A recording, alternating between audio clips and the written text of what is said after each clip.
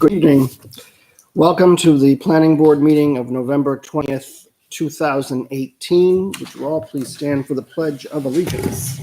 I pledge allegiance to the flag of the United States of America and to the republic for which it stands, one nation, under God, indivisible, with liberty and justice for all.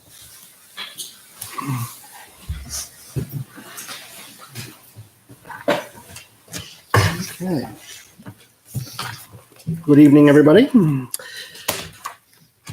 First on the agenda, appointment of alternates. We seem to have 1, 2, 3, 4. We have 6 people. Missing anybody? I don't think so. I think Tyler. And were you appointed as a full member yet? You haven't been appointed as a full member yet. Okay. And so does either you or Tony want to be an alternate tonight? It's up to you. Either one. Okay. All right. So Kate, you want to? Sure. Is that okay? Okay. All right. All right. So Kate is going to be an alternate for us. Roll call of members present. Michael Croto, chair. Stephen Weber, Selectmen's Rep. Kate Stevens, alternate. Dennis Page, member. Kimberly Quinn, vice chair. Tony Turecki, alternate. Okay. Public input on non-agenda items, items not on the agenda for this meeting this evening. Is there anyone from the public who wishes to come forward and speak on any non-agenda items? Hearing none, I will close the public input on non-agenda items and proceed to the first order of business. Home occupation. Application by Lauren Sampson, 12 Garden Drive, tax map 19, lot 146, for cake decoration and baking. Is the applicant present this evening? Yes. Would you please come forward, have a seat at the table, introduce yourself to the board? Hi, my name is Lauren Sampson. And you're at 12 Garden Drive? Yes. Okay. Would you like to tell us a little bit about what you're looking to do? Yeah, I'm just basically going to bake cakes and decorate them for weddings, birthdays, pretty much anything.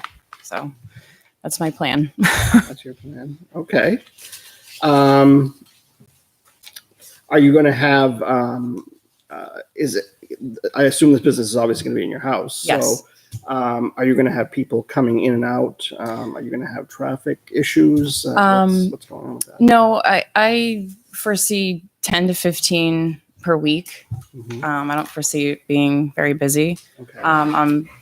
I deliver too, so it's not just going to be people always coming. It's going to be me also delivering. So the traffic shouldn't be anything really.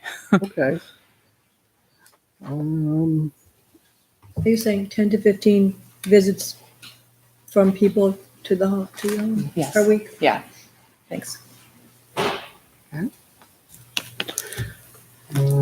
Joan, has all fees been paid? Yes, Butter's notified, yes. Yes, and butters have not been notified. Okay. Now, in terms of hours of operation, what are you going to be doing this? Is it a 9 to 5 thing? Is it? Yeah, it's going to be like a 9 to 5, maybe earlier type of job. Not the weekends, just during the week to start and just see where it goes from there. Okay. Does the board have any questions? I want to of the applicant. It's no retail. People don't show. It's not like a bakery type No, of thing. no. It's all made to order kind of Yes. thing. People come pick up their order. That's right. Yep.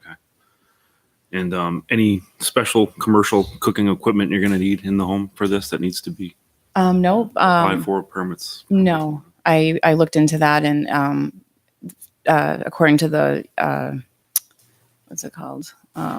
There's a law in New Hampshire that says you can bake in your kitchen without having to buy another stove or any other additional. Kitchen hood equipment and Appliances. all that Right, stuff. right. Okay. Yes. Good. And I guess you have here on your application, external lighting, 2 outdoor lamps. Yes. And there's not going to be a sign. You're not going to have a sign or anything. No, Okay. but I know if I want to sign, I would have to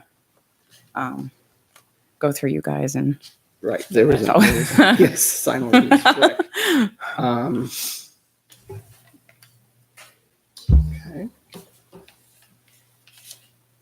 So this is your own kitchen. Mhm. This isn't a separate kitchen. in No. the house. Jay, just a point of clarification, do we have to, we don't do a lot of these, but I'm trying to remember, do we have to do an acceptance of the application, or is it just an approval? You could accept the application. And then approve And then, it? right, and then see if there's any Okay, comments. all from right, I abutters. just want to clarify that, okay. Okay, so, does the board have any other questions for the applicant in terms of business yet? With the extra cooking, extra baking, you have properly working smoke alarms and yes, extinguishers if need be, with all that extra That's correct. baking going on. Yep. Prepared. Okay. Is anybody else going to be working with you? Like another employer or employee or are people helping you to do this or? no, it's curious. just me, myself, and I. Yourself. Okay, all right. Just for me. Yep. Curious. Okay. All right. I have one more question. Yep. The lighting that you presented was on the front of your house? Is there a picture? I thought I saw one. You have like a lantern here, like in the Yes. driveway and then on the front of your house, right? I also have rear lighting too. I Okay. didn't You will. put on there. 'Cause that's I where- already have, Okay. but yeah, That's where your it's on the customers back are going porch. in, right? Yep. Okay. This might be the scan, but there is no dimension on, I don't have it printed out. It doesn't actually give me one of the dimensions to show the square footage on here, Oh, but as long as your kitchen isn't 14 feet wide, it should be still within the limits, right. which I don't think it is. If this whole thing is to scale, Yeah. then it shouldn't be, but I didn't know if we needed to get a better copy of the application, so we had those dimensions on there.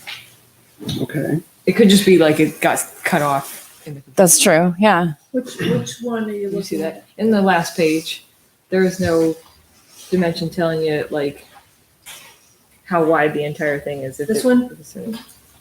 Yep. Yes. It could just be with the copy that was on the site, the Google site. Because on our application, she has 382 on the application. Okay, well, I just didn't know if we needed it on the Mhm. plan. That was my question. I don't think there's anything in violation, it's just whether we need it for records. I don't think there's anything. Jay, what do you think? Is that something? I think if we look at the floor plan, it appears that the width here is consistent with the width here. So I think the intent was probably just to have, that the width here was consistent. Oh, that's what it is. That whole, I can tell from here, that's not it on the Google. Oh, Like that I'm looking I'm at. sorry. So it Yeah. just didn't Okay. scan well. Okay, that's I can good. pass it down.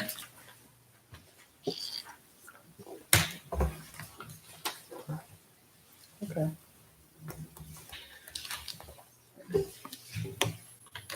Well, considering that, first order of business, considering that the application fees have been paid and the butters have been notified, I would entertain a motion to accept the application for completeness. So we'll accept the application, we decide to accept the application for completeness, and then what I will do is I will open it up to public comment if there's any members of the public who wish to speak, and then what we can do is, basically go and decide whether we want to approve it. Okay? Does that sound fair? Okay, so at this time, I'm asking for an acceptance of the application for its completeness in terms of, the fees have been paid, all the butters have been notified. There's really, the application has been submitted to the town. So it's not an approval, but it's an acceptance of the application as presented. I'll make a motion to accept it Okay. as presented Okay. for completeness. I have a motion to accept for completeness. Do I have a second? Second. Do I have any discussion? All those signify by saying aye. Aye. Those opposed, abstained, motion passes. 1, 2, 3, 4. 1, 2, 3, 4, 5. 5-0-0. Okay, so at this time, obviously I let the applicant speak first. Just kind of went out of order a little bit. But I'm going to open it up to the public. Does the public have any questions they would like to ask of the applicant this evening? Anybody have any questions at all? Okay, hearing none, I'm going to close public input. I'll bring it back to the board. What is the will of the board? Do you want to approve this? If so, I'll entertain a motion. So moved. I have a motion. Do I have a second? Second. Do I have any discussion? I have one question. The Okay. existing road and driveway within 100 feet of the parcel, are we okay with that one? It's a number K on this. Can't tell by the handwritten drawing. Well, I put the tax map in there on the Okay, site. yeah, that's a real, yeah, I saw that. Is it 100 feet? I can't, let me see. It's tough for me to tell. Can I zoom in on here? And do you think, does anyone else see the tax map? It's really small. If you're zooming in, can you see 100 feet? Is it 150? She did have, 150. It's 150. Okay. All right, I just want to make sure that was I don't know okay. if I scanned that one in. It's good. Okay, any further discussion? I have a motion. I have a second. If all those are in favor, please signify by saying aye. Aye. Those opposed, abstained, motion passes 5-0-0. Good luck. Thank you very much. Congratulations. Philip. Thank you. Thank you.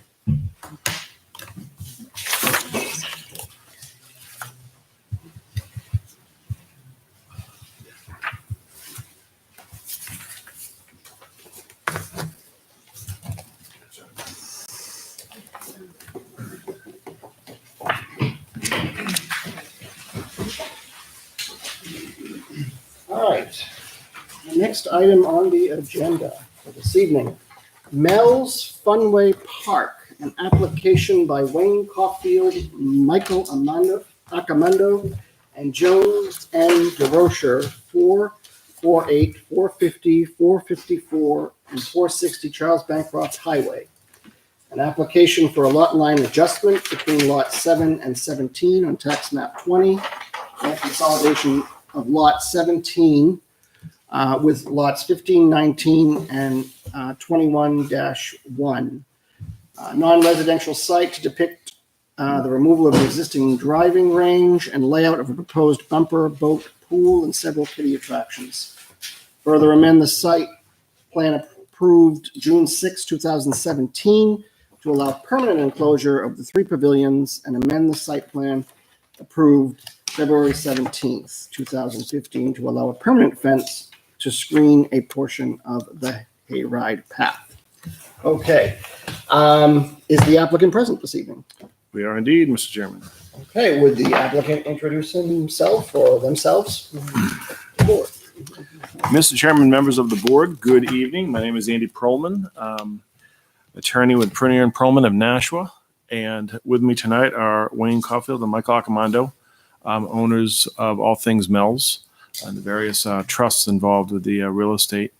Brent Cole of Keats Nordstrom is with us with respect to the plans that were submitted. Kim Hazavardian of TEP Limited Liability Company is here to talk traffic. Kim is our traffic engineer who submitted that traffic assessment memo. We're going to talk about that tonight. Okay. Okay.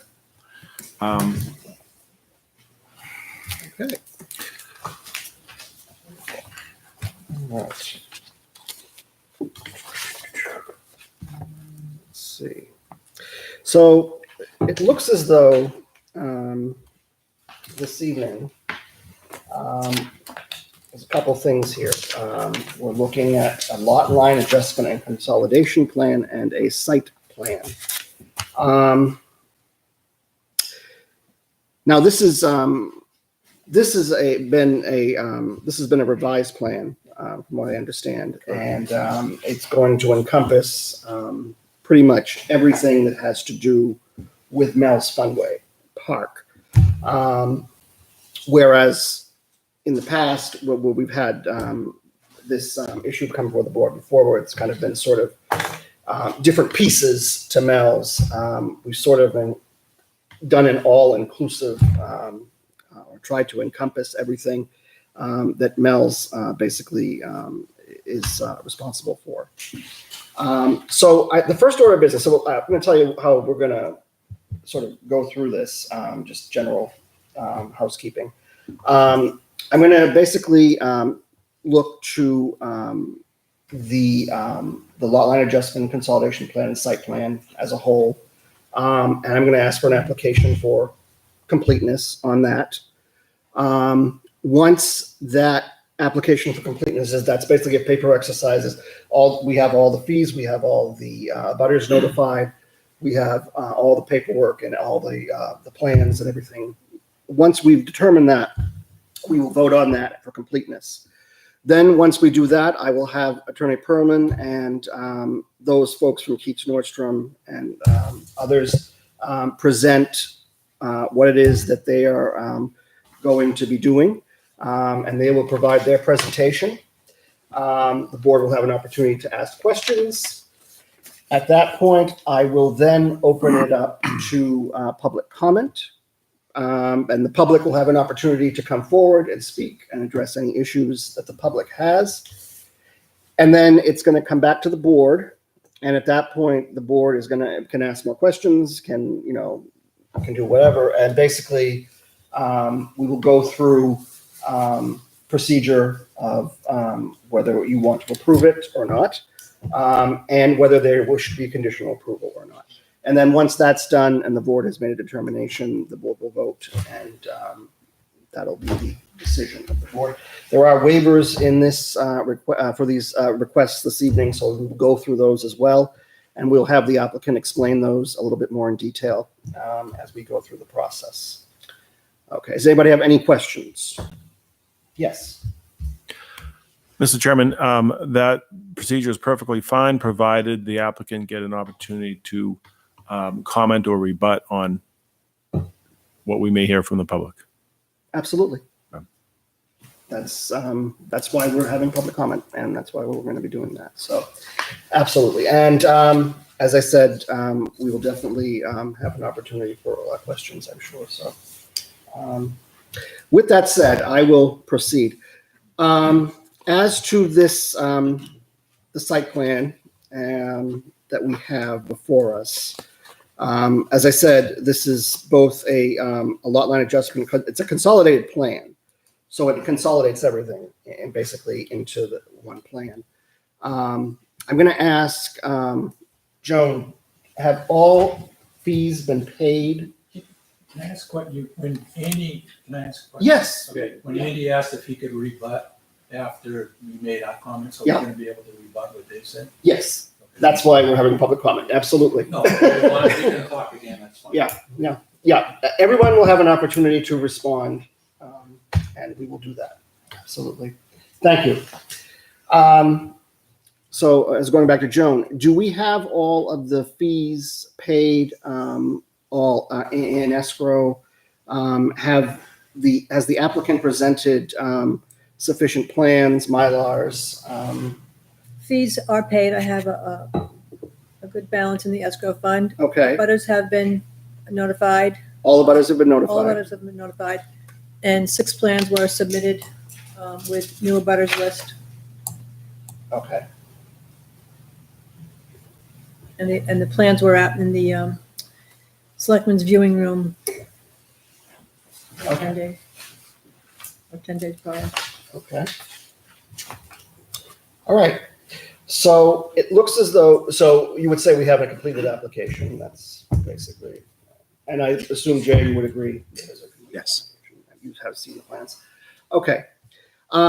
Seeing that staff has told us that there is a completed application, all fees have been paid, all the butters have been notified, all the necessary paperwork and plans have been submitted to staff for review.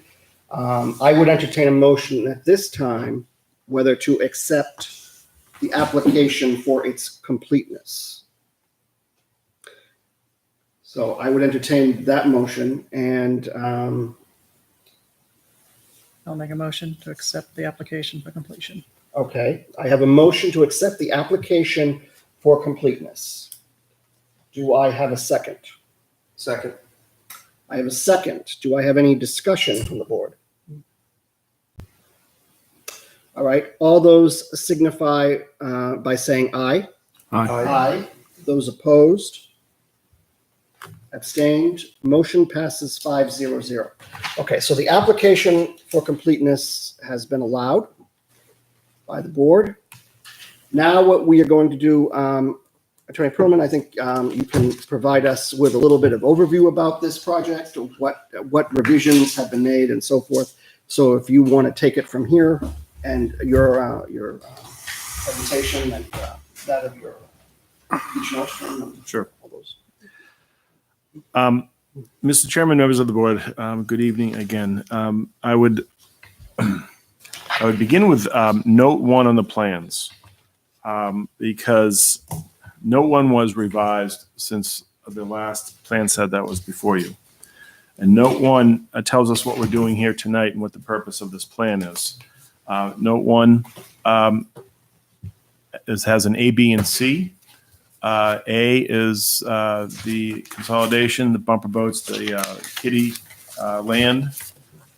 B it talks about the pavilions, and that is new to the board. And then C talks about adding a fence by the haunted hayride, and that is new to the board.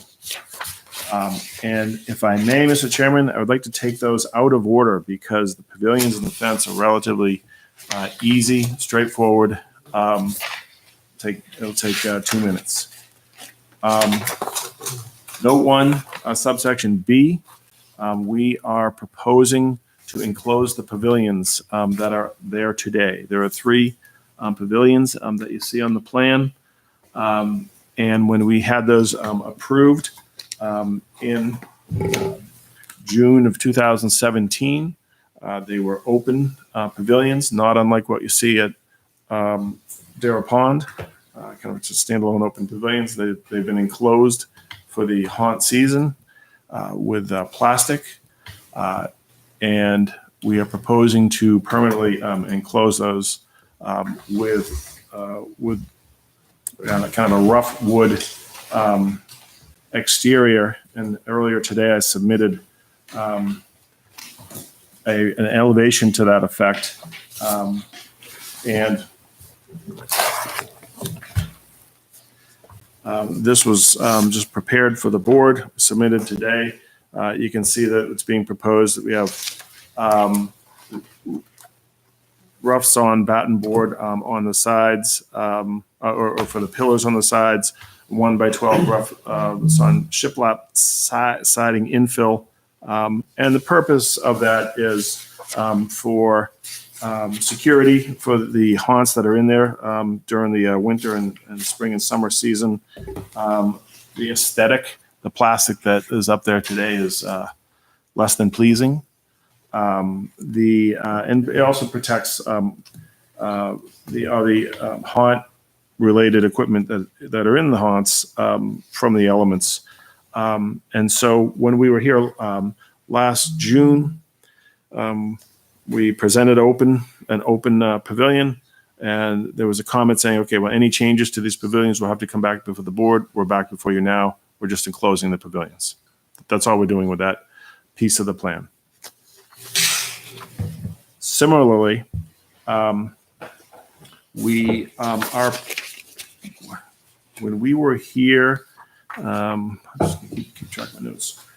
Before you, in 2015, with respect to the haunted hayride, We did say to you that the haunted hayride would just be the hayride looping through what was the then Colby portion of the property when we did that subdivision. But we did say that there'd be no permanent structures along the hayride. All the haunts kind of change over time, and they get fitted up, and then they'll be there for a season or two, and then they'll get swapped out with something else.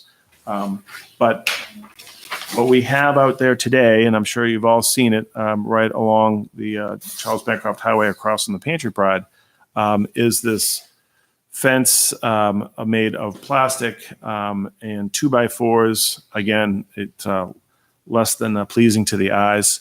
And we propose to replace that with an 8-foot stockade fence that we intend to just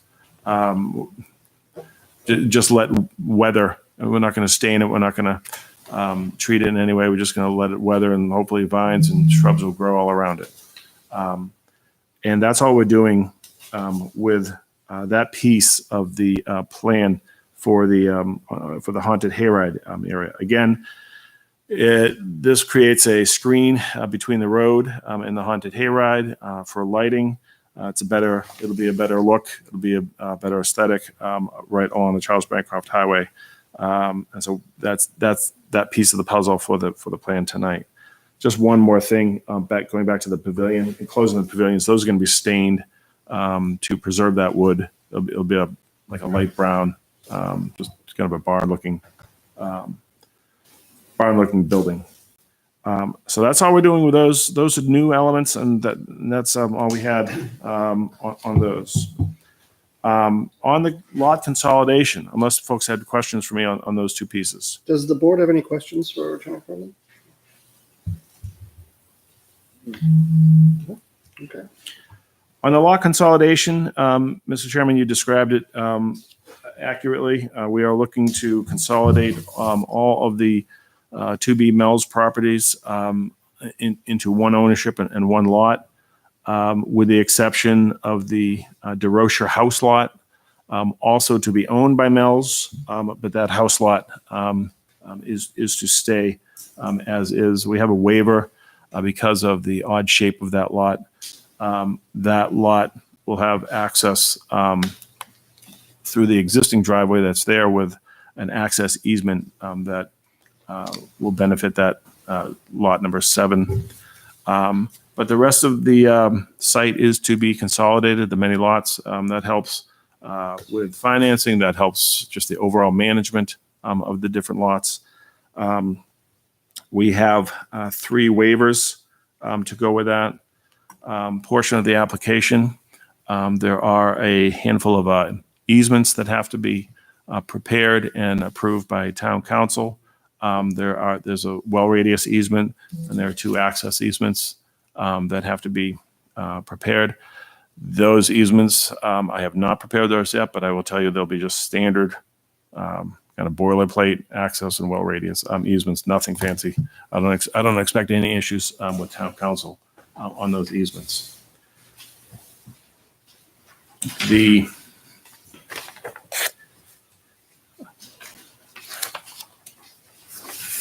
site plan that started this process was for the Kittyland blow-up features and the bumper boats.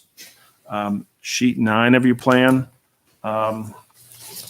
provides kind of the best look of sheet 9 of 15 provides the best look at the site plan portion of this application.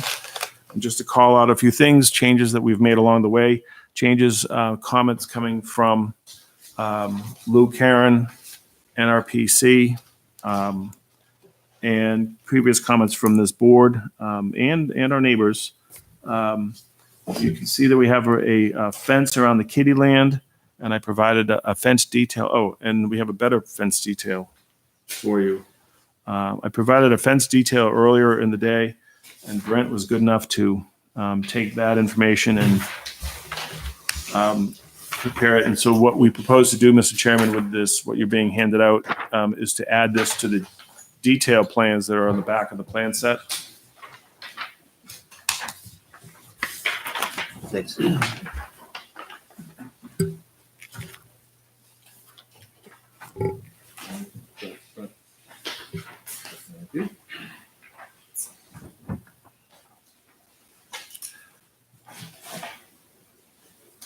Just sticking with the kitty, the kitty land. The kitty land will have the chain link fence around the kitty land, as well as internal to the bumper boats and the go-kart track. You can see we have picnic tables in the kitty land. You can see we have walkways, and the walkways are intended to be ADA compliant. There's a gate to the kitty land. The kitty land is one ticket, gets you in there for as long as you kids can make it. So that really acts as kind of one feature to the park. And again, the purpose of the kitty land is to entertain the kids like 2 to 8 or 2 to 9, while the older siblings are out in other parts of the park, or their parents are in the bar at the restaurant. As a joke, right? All right. Well, it's a tough night. Right? Tough crowd. Yeah, I know. So the galvanized fence on what Brent just handed out, that is on the left-hand side of the page. In the middle of the page is the stockade fence I spoke about a moment ago with respect to the haunted hayride. The aluminum fence is going to be going around the bumper boat area. Sticking with the site plan, we are showing the ticket booth, and the ticket booth has the walkway coming from the parking lot. We eliminated parking in between the bumper boat and the patio of the restaurant. So that's a asphalt walkway that leads into a stone dust walkway to the ticket booth, and the entrance you can see to the bumper boats. The bumper boats have a 15, almost 1,600 square foot storage area and have a facade, which, Mr. Chairman, we did not submit to you, and it was not intentional. We just completely blanked on it, and we have just a rendering of a facade with that bumper boat building, the storage building is going to look like. And if I may pass that out to the board.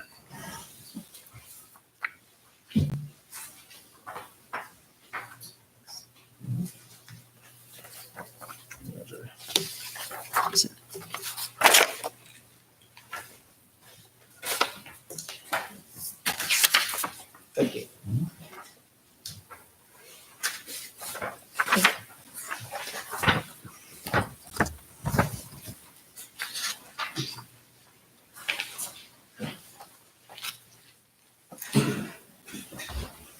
And our regulations require like this, just showing the rendering and showing the facade, and this is what we're proposing. You can see it has a faux facade of a fishing village. The building is really intended to be storage for the boats in the winter and other the equipment, that the pumps and whatnot for the pool. And so let's see, those are the features with respect to the pool. You can see that we have other features on the plan that weren't there before. We're showing a walkway and crosswalks. We have a stone dust walkway in between the Charles Bancroft Highway and the first row of parking, and that carries all the way from the tent event area all the length of the parking lot. The tent showed on sheet 10, and coming back to sheet 9, it runs the entire length of the parking lot with additional crosswalks across the parking lot. You can see the 6 foot wide crosswalks that weren't on the earlier versions of this plan. The intent there is, again, part of the regulations, but just to allow another walkway for folks, as they're making their way around the park. The On sheet 10, you can see where that walkway is right along the parking lot as it makes its way over to the tents. And we have a proposed relocated fence. That's the existing stockade fence that's out there today. We're just going to shift it over 4 or 5 feet to make room for the walkway. And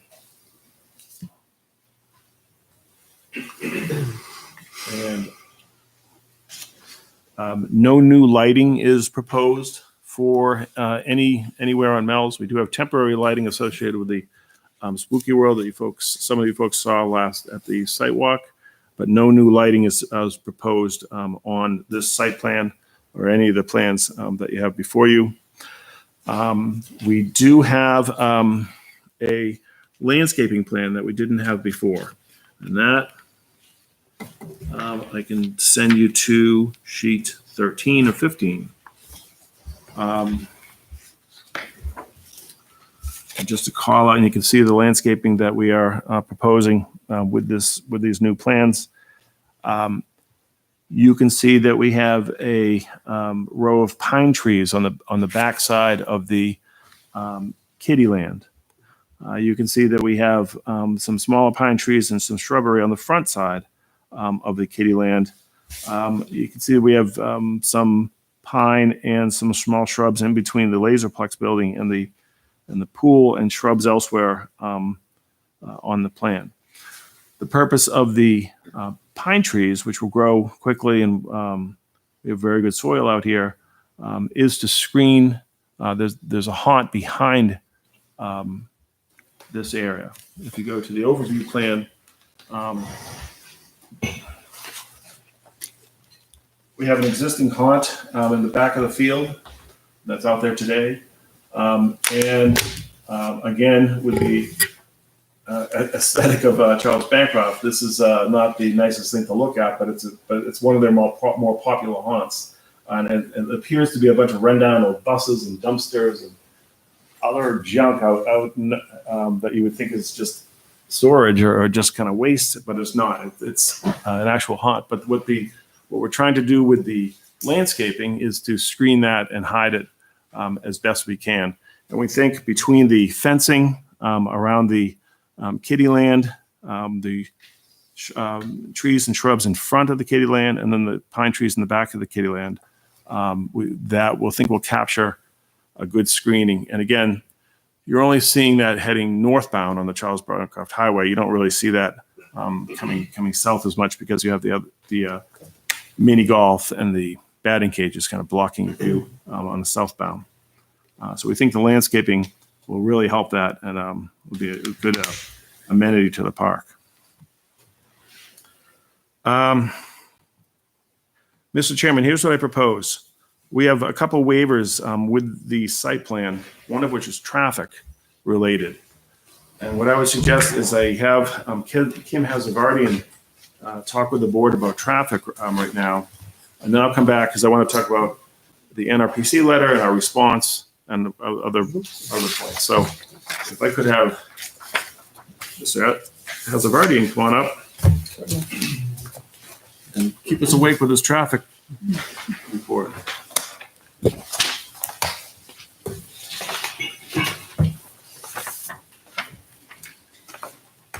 Good evening. I'm Kim Hazavardian, traffic engineer with TEP LLC out of Salem.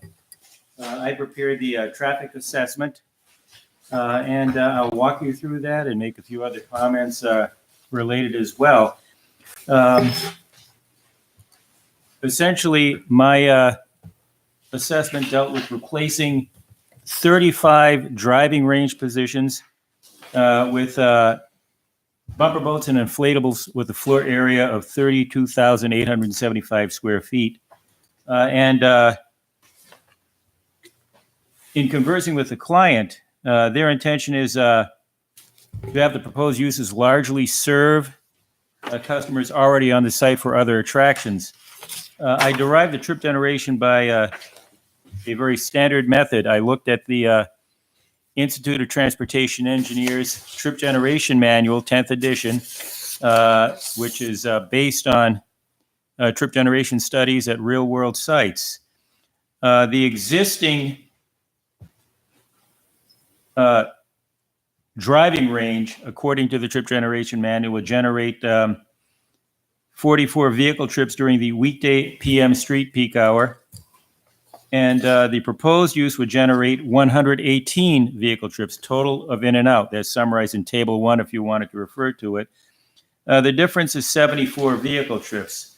The weekday PM peak hour is a critical hour for the area. The use isn't open during the morning peak hour, and the volumes on the street are high during the PM peak hour. If you look at those numbers, the increase of 74, that's less than a 100 trip increase in the busier direction. In other words, we're not hitting 100 vehicle trips. And when you see a number that low, you would generally do a traffic assessment as opposed to a traffic impact and access study. Let me explain what a traffic impact and access study is, the full traffic impact and access study. A full traffic impact and access study would be prepared where you have a higher number of vehicle trips and the issue of significant impacts is at hand. And the document generally works out to be close to 100 pages, including appendices. And in a traffic impact and access study, you look at existing traffic volumes. You look at future no-build traffic volumes without the project in place, going out 10 years in the future. And then you look at future build traffic volumes 10 years in the future that include the project's traffic. And you run capacity analysis, which gives you levels of service. With the lower trip generation we're talking about here, no significant impact is anticipated, and a full traffic impact and access study is something that is not generally done for professional practice for a lower trip generation.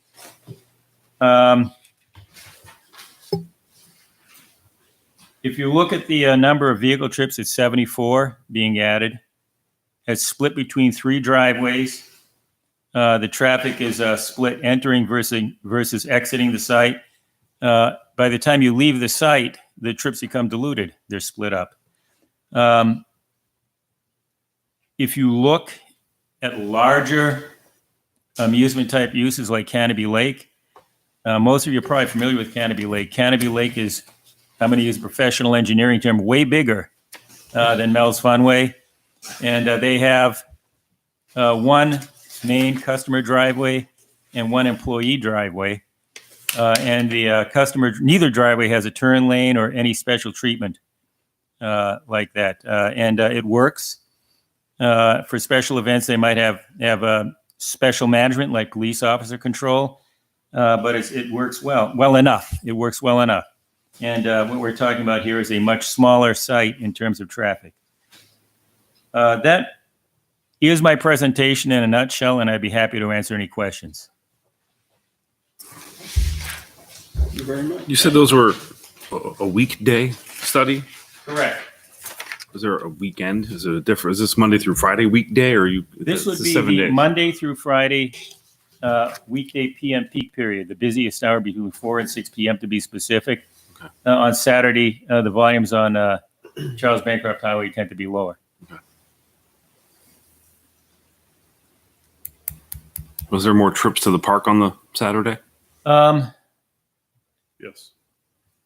There is, okay, yeah, there may be more trips, but the trip generation data that we have available is for the weekday PM peak hour. That's what's in the book. Mhm. And the volumes on Route 3A are heavier during the week. So we're looking at a The critical impact time. on 3A. And another thing is we're talking 74 vehicle trips being added.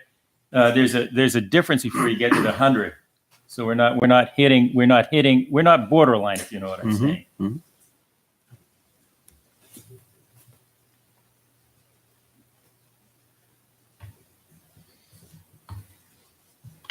Anybody have any other questions?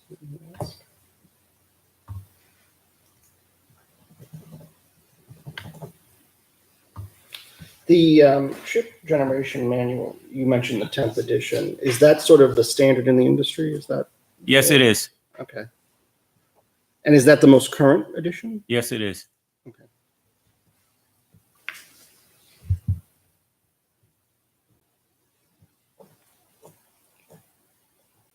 Thank you.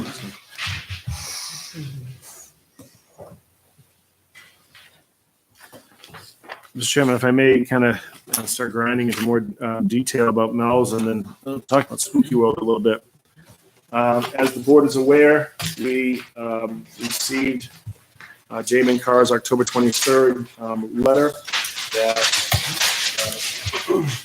asked us to answer 4 bullet points with respect to the plan and the information that we're providing to the board with this current application.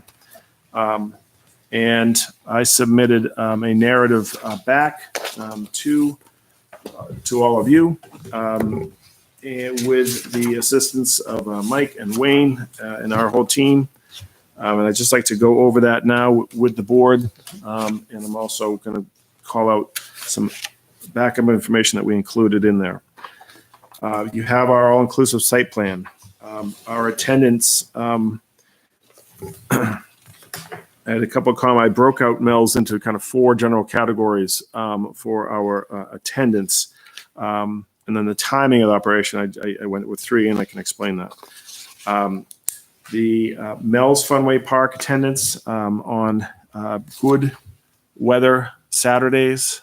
They've had their best day. They had 600 people come to the site over the course of the day. Typically, it's lower. Our weather isn't always ideal. You can see the numbers that we provided. Weekend days typically have 300 guests coming to the site. Weekdays, summer weekdays, 200.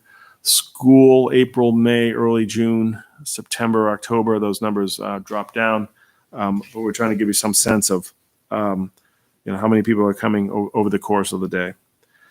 The restaurant's licensed for 76 people, which is a mix of people at the park for other park amenities and folks who just come for lunch or dinner or breakfast.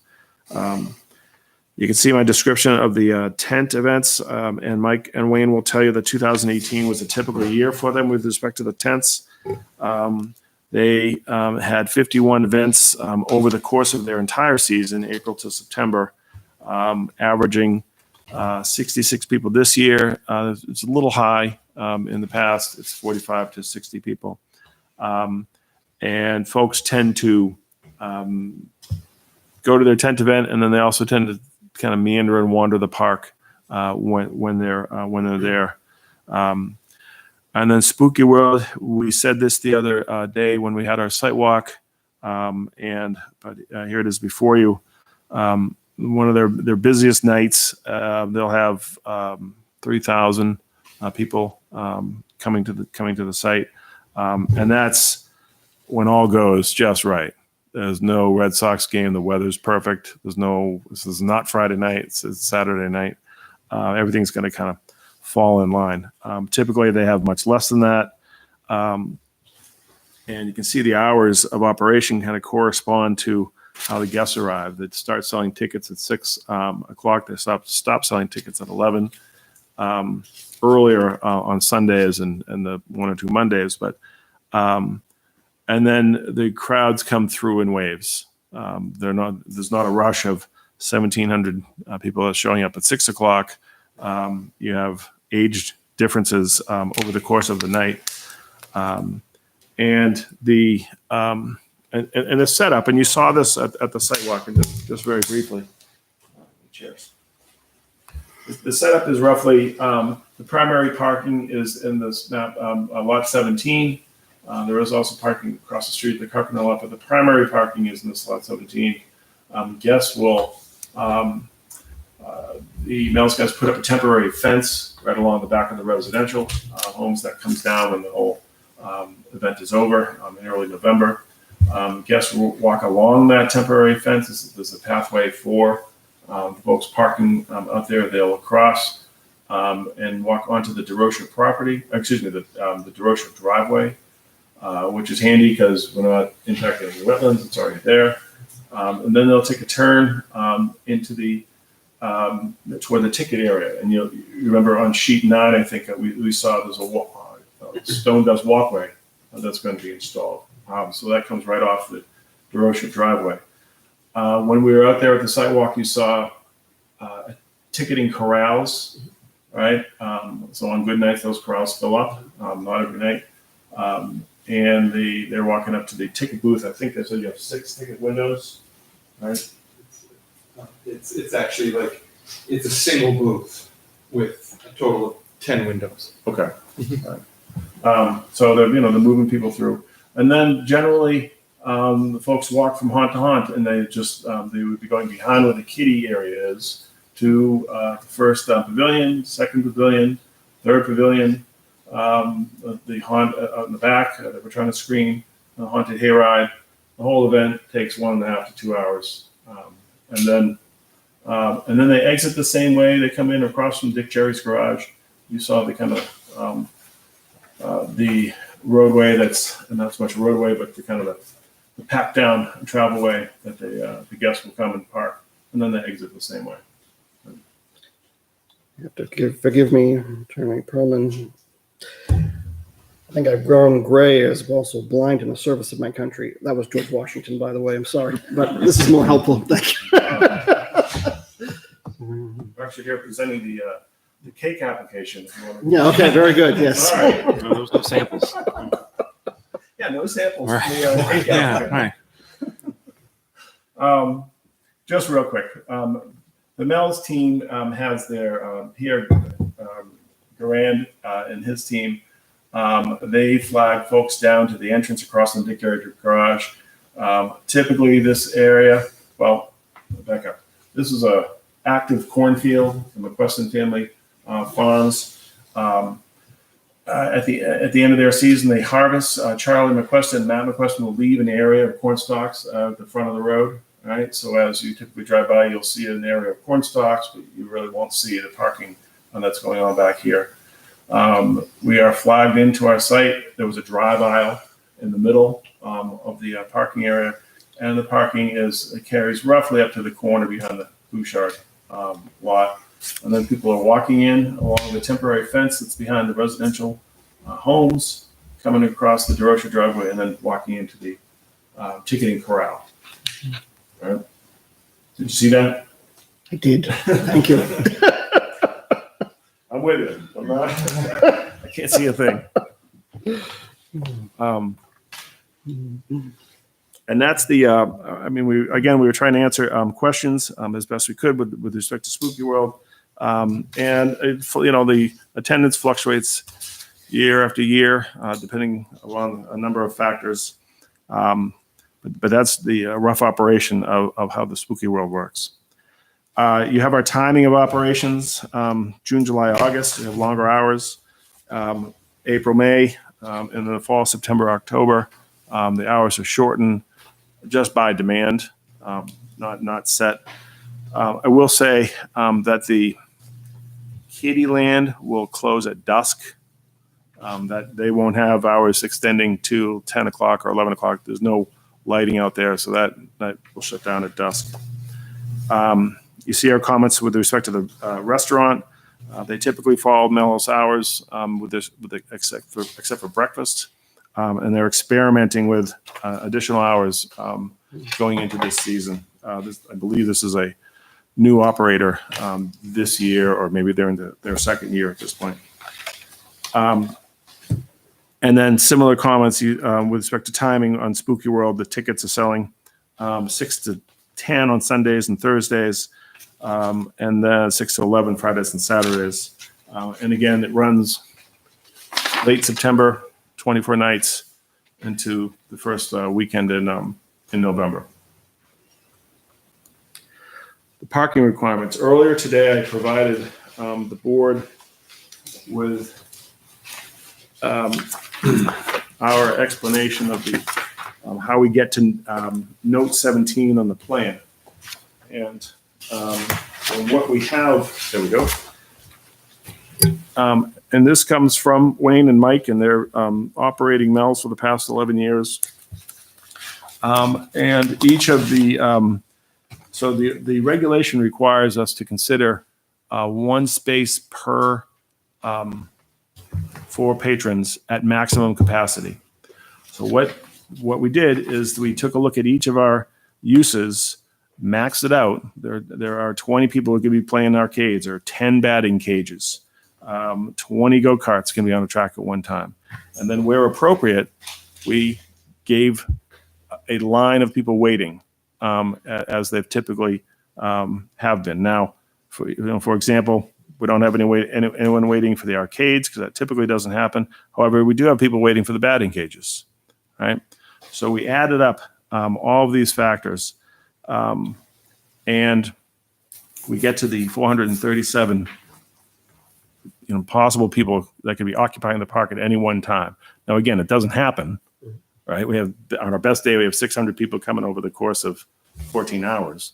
But following your regulation, we divide that by 4. We need 109 parking spaces. We're showing 194. Right? So, and again, Mike and Wayne sitting behind me will tell you that they have not encountered parking issues with their operations of Mel's or with their operations of Spooky World, with the exception of this first year or two of Spooky World, where it was the learning curve remained steep.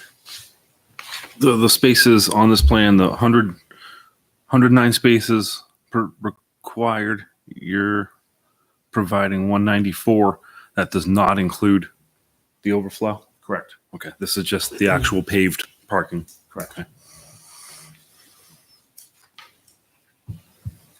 So that's how we got to our note 17. And again, I described the Spooky World parking for you. I included we had a zoning complaint filed against us, which is okay. But I did respond to that zoning complaint, and I wanted to call out a couple things to the board for your consideration. And this was included with my response to Jay McCarra's letter. And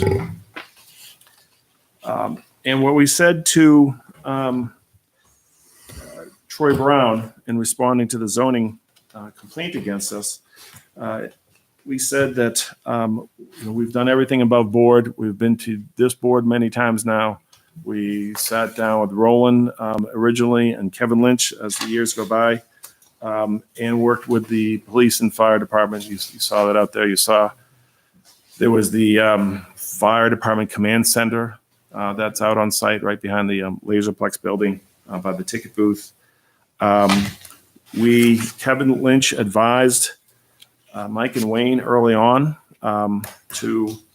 if you're going to be crossing 3A, parking people and crossing 3A, you need to get DOT approval, because that's a DOT road, the Charles Bancroft Highway.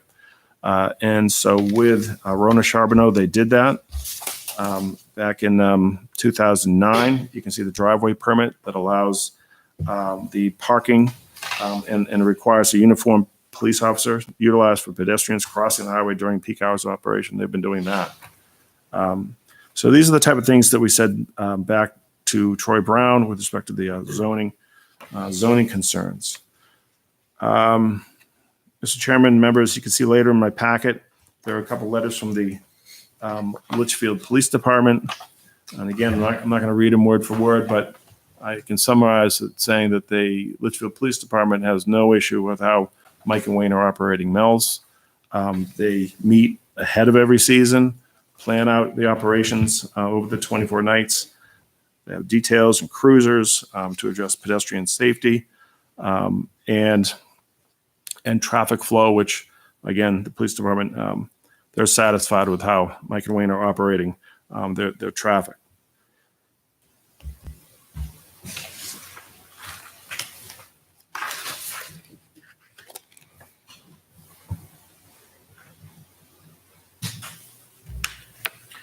Just some of the other features of Spooky World before I leave that. And then I was going to have Brent Cole come up and join me to just kind of correct anything I may have mucked up. But, so Spooky World has their parking fields are, again, in this Compano lot, which the, I'll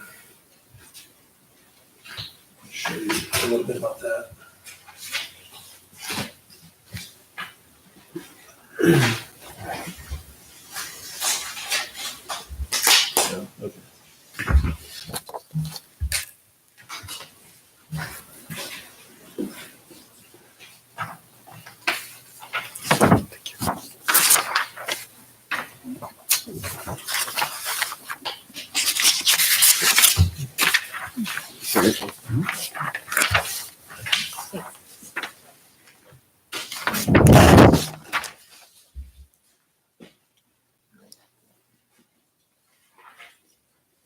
So what happens with the Carpenter lot is two things really. You can see there are two entry points to the Carpenter lot, and Mr. Chairman, again, need your glasses. All right. So am I. All right. So what happens is if this parking area is used, and it is used, there are the entryway for the vehicles are at the northern driveway of the Carcano lot, kind of across from the say the tent area for Mel's, and that's just vehicular. That's the vehicular in and out. There's another access point directly across from the Mel's driveway, or the northernmost Mel's driveway, and that's where the police cruiser and that's where the police detail are controlling pedestrians crossing the street. They gather up a bunch of pedestrians rather than like a single one at a time, cross them, and then let the traffic come through. But what was getting me to this piece is just to say that all the parking areas have the temporary light fixtures. So the generators out there with the light poles, and they're located, as necessary out in the fields. And these guys have been doing it now, so they have a good sense of where the temporary light fixtures go. But there's one right at the entrance, and there's every I don't know, a couple hundred feet, or every so often there's another one. I think that how many do you have out there? 11 total. Between the lot 17, Carcano lot, and elsewhere in the park. So well lit, and makes sense because we don't want people getting hurt.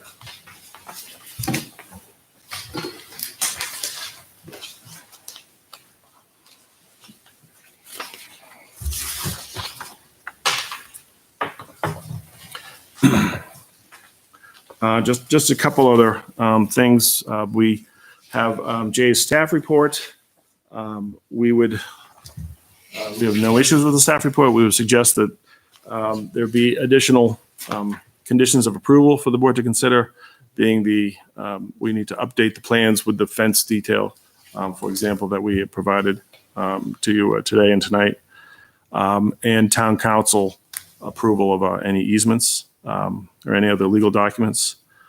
The board, I don't know if you're aware, we did make a presentation to the Conservation Commission on October 4th because we wanted their input about the use of the field and how we're using the field. If the Concom had any issues with the McQuestion's farm in the field, and then our kind of rolling the field to smooth that out for the parking, and then use it over the course of Spooky World.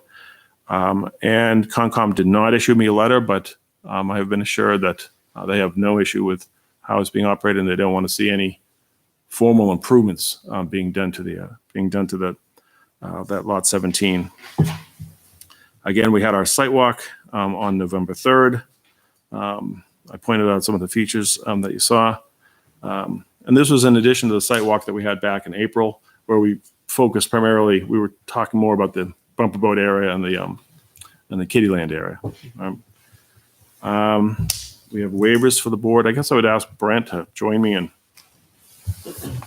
see what I may have missed. Good evening, board. My name is Brent Cole with Keach Nordstrom Associates. Attorney Pullman did a great job of explaining all the revisions to the plan set. As you know, this project's twofold: lot consolidation adjustment along with the site plan that we put together in one plan set for you guys. I feel like we've incorporated all of NRPC's comments, all of your town engineer Luke Heron's comments.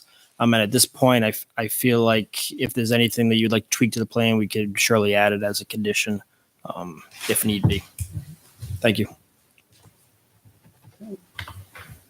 Board have anything? Okay.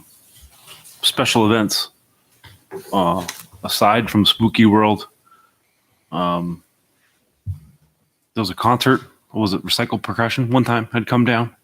Yes. Yeah. Any plans in the future for events like that? Just so you understand, that wasn't our event. That was something, I guess, that the town was selected to have this concert. They came to the town. They met with the people in the town hall and said, we want to have this concert. These are the couple locations we're looking at. They picked Mel's as one. They went to the police, they went to the fire, said, do you have an issue if we have this here? They said, no, we'll volunteer our services and be there for it in one day. So we got a phone call around, I think it was 1:00, 1:30 in the afternoon, saying we've met with the town, we've met with the police, we've met with the fire. So that wasn't a planned Mel's Funway Park event. We would never plan anything, do anything that quick and that whimsical ever. I think Right. you've probably seen that over the last 12 years that we've been at Mel's. Nothing's been like that before. So we have nothing planned like that. We would never do anything like that unless it came from the town, which that one came from the town. And we called the town to make sure, is this true? And they said, yes, they've selected our town. They won, you know more than I do about it, but they selected 2 towns to do a charitable day. And Right. Litchfield was one, and they had nowhere to throw this event. What part of the town does that? It was a last second throw together, which we were not behind the process of that. Okay. So the town of Litchfield just basically commandeers Mel's for the night? Yes. We were gracious enough to give it to us. Okay. So Mel's assumes really no responsibility for that event.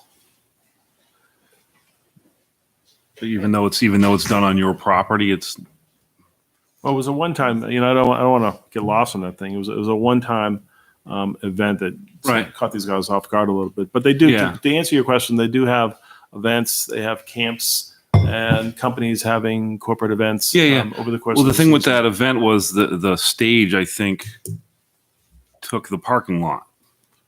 Was it set up? It was actually in the grass area. Was it in the grass area? Grass Okay. by the event. And then the spectators are in the parking lot?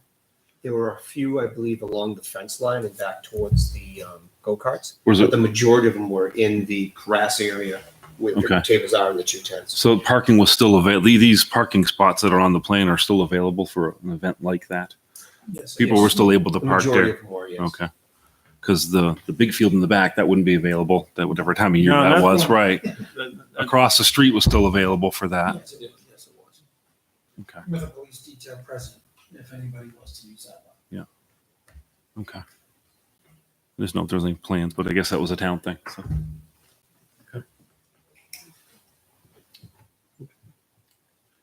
I just had a couple of comments, and then I think we're just about done. Excuse me, lot 17, map 20, lot 17. Again, this is a cornfield during the year. This is Spooky World parking only. This is not Mel's, not Bumper Boat, not Kittyland. Even if we get a rush of kids, we get 5,000 kids coming here one day. This is, it's a cornfield. We're not gonna. My question is get the farm out. There is another, the Mel's own a couple lots in the area. They own this yellow house across the street. They own a house on the corner of Colby Road. And what I'm here to tell you tonight is Mel's is only going to be parking on the lots we've talked about tonight. For example, we're not going to be parking. There was some employee parking just because of friends were living at this house on the corner of Colby Road. We're going to stop that. We're not going to have any Spooky World related parking or any Mel's related parking on this lot on Colby Road. Right? And the point is, any parking that we're going to have with respect to Spooky World is going to be Mel's controlled, subject to all their parking that they work out with the police department. And I think that is we're just working with the properties we control in conjunction with the police department. And this house was not one of them, so that's not going to have any more parking. That's for the record. I think anything else? I think that's it for now. I'm sure we'll have some comments. in a bit. We have a number of waivers to work through, but you can hold those. You can do those now if you want. Or we can hold those till Well, after. Before I get to that, I just want to turn it over a little bit. Jay, any comments? I think overall, it does, this plan with the addition of the narratives that were provided does address the concerns that we had about the overall operations of the site. There clearly are some additional things that should be added to the plan, but overall, it is an improvement. I think in closing the pavilions makes them appear more like a typical agricultural building. That's definitely an enhancement, certainly over the black tarp. Concerns related to fencing, circulation, showing the paths, showing the gates within the the play area, that's been addressed. That was a concern. So overall, I think it's, there's improved screening on the site. So most of the concerns that I've seen that have been raised over the course of this, granted there have been a lot of changes, do appear to have been addressed. I did have the opportunity to join some of the board members on the site walk. That was definitely very, very helpful. In terms of special event parking, it does appear as though that is an arrangement that works, that circulation appears to work. It was also notable the presence of public safety on the site during those events, I think was definitely notable. Again, the circulation's improved. The addition of the pathways, I think, is definitely a plus. Spent a fair amount of time looking at the parking and how that's done, and I think staff will concur with both the application of the regulation. I think when we're looking at how do we look at parking for an outdoor recreational or amusement event that has multiple uses on it, the reason why we have a standard for outdoor recreation and amusement is because it's understood there are multiple things happening on the site at one time. So both based on, we have no reason to believe that the representations on attendance are not accurate. Obviously, that's, we are accepting testimony of the applicants, but even looking at the highest, granted, submitted by the applicants, possible occupancy of the site, the more than adequate parking is provided. I think as noted, I would not agree that we need to take each subcomponent, break it down and apply a separate parking standard. That's just not what you would do on a multi-use site. And certainly uses like office use and storage are a part and parcel of the site. Those are not leased separately for another use. In that case, those would warrant having a separate parking standard.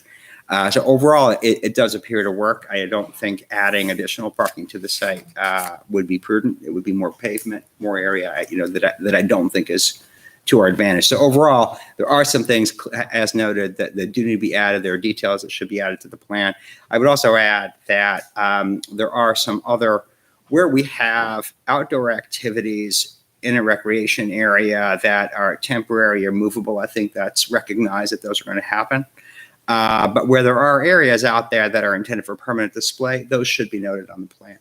So the area that was referenced that with the old buses and the vehicles and so on that you're providing additional screening for, which is positive, but that area should be shown on the plan because that is an area that's intended to remain there indefinitely. There are some outdoor seating areas that I think it's probably also prudent to show. I know those are seasonal, but since those are used, it would make sense to show those on the plan as well.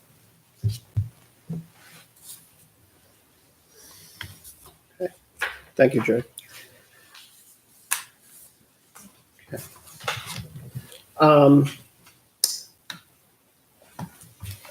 Does the board have any questions this far?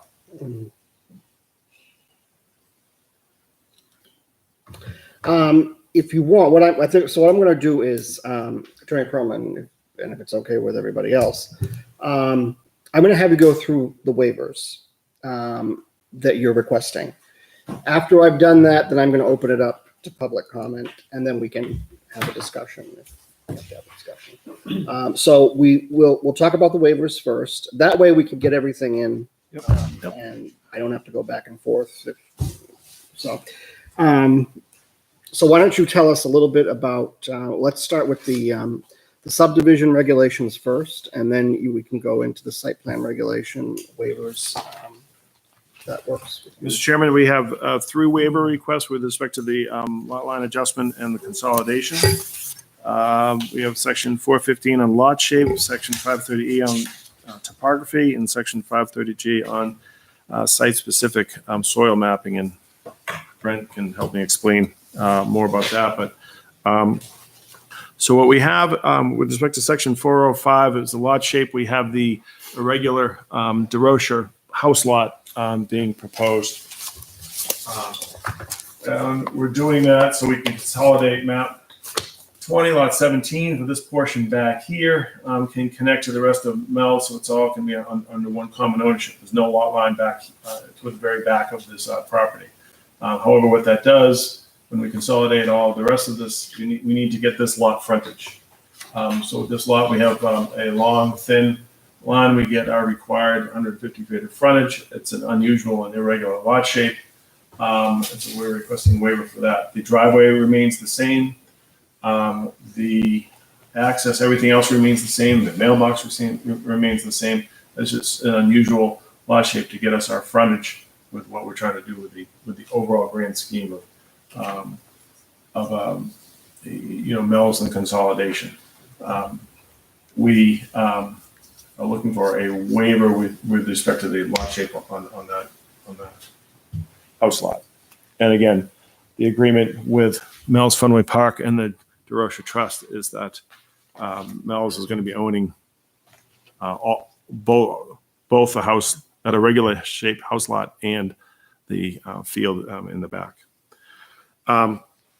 Lot topography, you have my explanation here. Again, this is a limited request, similar to our traffic, being a partial waiver request. The Keach Nordstrom team did complete topography where we're doing improvements in the Kittyland area, in the bumper boat area. The remainder of the site is relatively flat, except where it drops down to the Merrimack. Requiring full topography under the regulations would not really provide any additional information to the board, and would be a hardship to the applicant due to the time and expense that would be involved, again, with little upside to the town or this board. And similar with respect to site-specific soil mapping, we did provide the USDA's soil survey maps according with the subdivision checklists. There's no AOT permit being done here. There's not a lot of. There is a new septic being installed. Yes, new septic. So we will have the septic approval for that. But again, with respect to the site-specific soil, and again, Brent can probably explain this better than I can, but my understanding it's very intensive. A lot of very specific soil mapping to be done, again, with little upside to you folks or the town, and a great expense and time to the applicant. So those are our lot line relocation consolidation waiver requests. Okay. So does the board have any questions as to those? This far? Okay. Site plan, we have 4 site plan requests. And there are, I'll be honest, there are 3 submitted. And we just plain did not catch one of them, but it's pretty straightforward.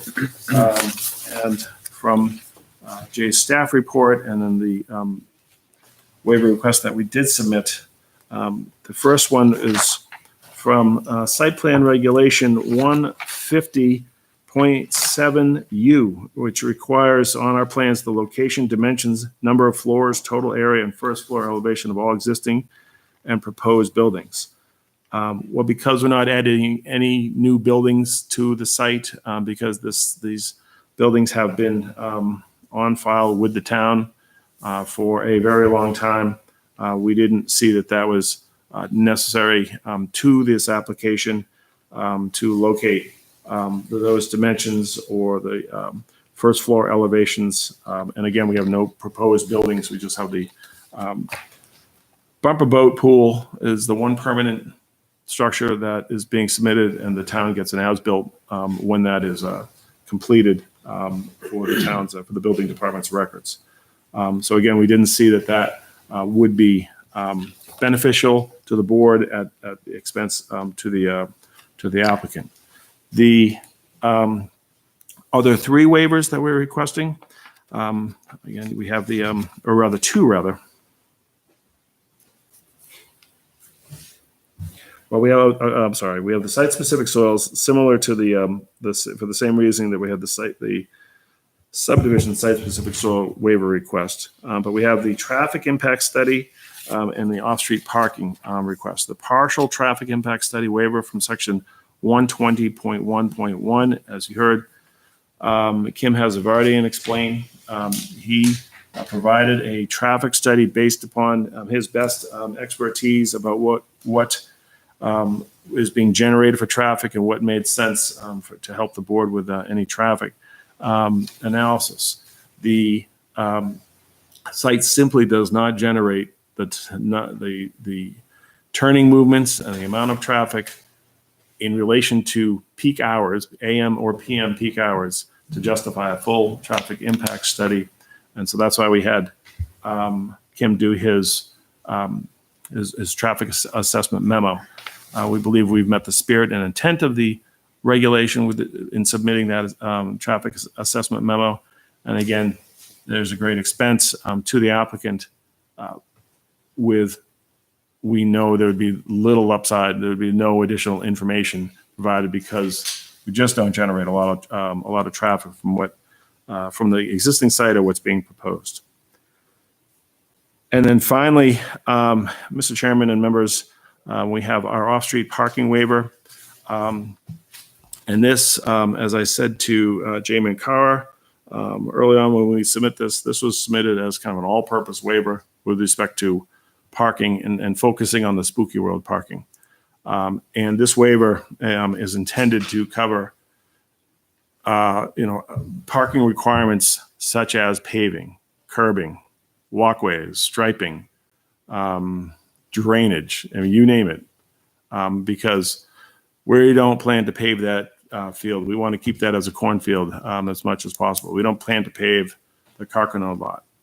We don't think the town wants to see more asphalt in these areas. And that's the purpose of this waiver request. To the extent that anywhere of our parking doesn't meet all the details of the parking regulations, I wanted to get this before the board for the board's consideration. Because again, having gone to Concom and just knowing these areas, and having lived in town forever, I know you don't want to see, fields paved over. That was the point of that waiver request. And with that, Mr. Chairman, I barely slept last night, so I'm really tired. I'll let you stay in abeyance then. Okay, thank you, Attorney Perlman. Thank you very much. For that presentation. At this time, I'm going to open up discussion to public comment. Is there any members of the public who wish to have any questions, concerns, if they want to come forward? Now is your time to be heard.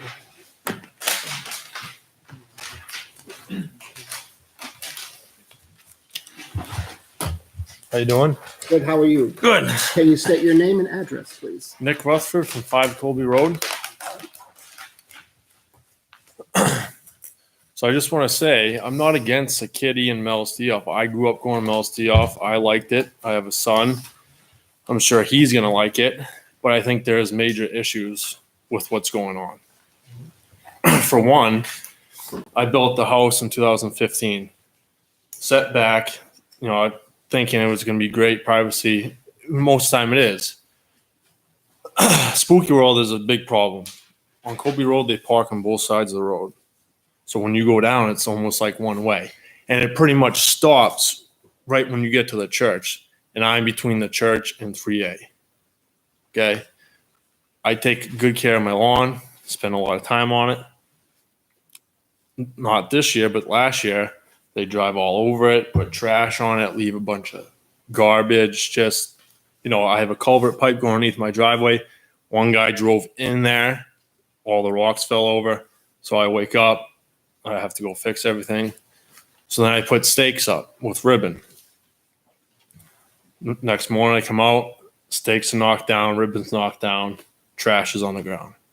My neighbor, he's been there a few years longer than me. He doesn't enjoy this either. So he put stakes up. He's the one who told me to put the stakes up. Some guy who's going to Spooky World parks on his grass behind the stakes. My neighbor goes out and says, hey, can you not park here? The guy swears at him and just walks away. So it's like he calls the cops. The cops say, well, it's in the town right away. There's nothing we can do. So what do you do? And I know, they have police. I don't know if the police are actually in the cruiser or if the cruiser just parked there, but nobody monitors Colby Road. It just stuff's everywhere. And so another issue is, so they park at that convenience store. They park at a few different houses in the yards everywhere. So with the parking spots they're saying they're going to add, what happens if these houses that the public are parking at, just for Spooky World, what happens if these people move and sell and then the new homeowners don't want these people parking in their yards? So then what happens? And just this, a few months ago during Spooky World, I was actually running a tractor for Elverin's Hayride.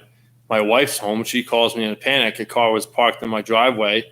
I have a real long driveway. They were down the driveway like 200 feet, sitting there for like 10, 15 minutes. She ended up having to call the cops because she was nervous. She was home by herself.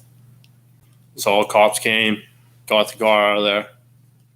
But, I think what they're doing, like trying to do, will be good for kids, but I think there's a lot of issues that have to be fixed.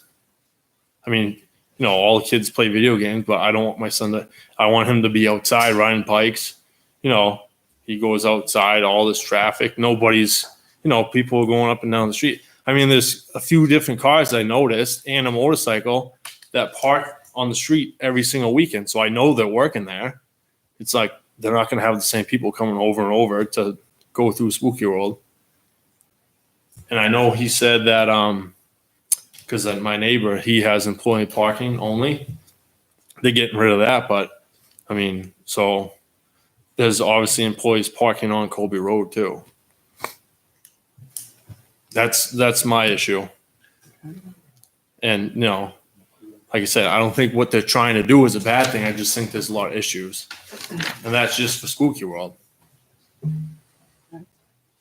So the parking that's happening on Colby Road, it's employee parking or patron parking? I think it's both. It's both. I think because the reason I think it's employees parking, because I see the same couple of cars and one motorcycle parked in the same spot every weekend. But there's also patrons. Yeah. You believe patrons are mixed in with them? Oh yeah, definitely. I see people, people walking across my driveway all the time, which I don't care if they're walking, but it's like, it's not a big road. If they're parked on both sides, another cars, you got to try to, it's not very organized. Is this because this overflow parking area is full and across the street is full, so now they have to go to Colby? Yeah, I don't know. It seems like everything's full. Okay. But if they eliminate that house on the corner of Colby Road, employee parking, where are all those employees going to go? Because there's probably 50 cars in there. I'm guessing. I don't know, but I'm just, I don't, every single year, I don't want to have to go and fix my yard, if it wasn't getting damaged, I wouldn't have a problem. I wouldn't mind. But it's picking up trash every single weekend, fixing my grass that I spent a lot of money to, do. Mm-hmm. That's it. Okay. Thank you. Yeah. All right. Anybody else? Want to comment?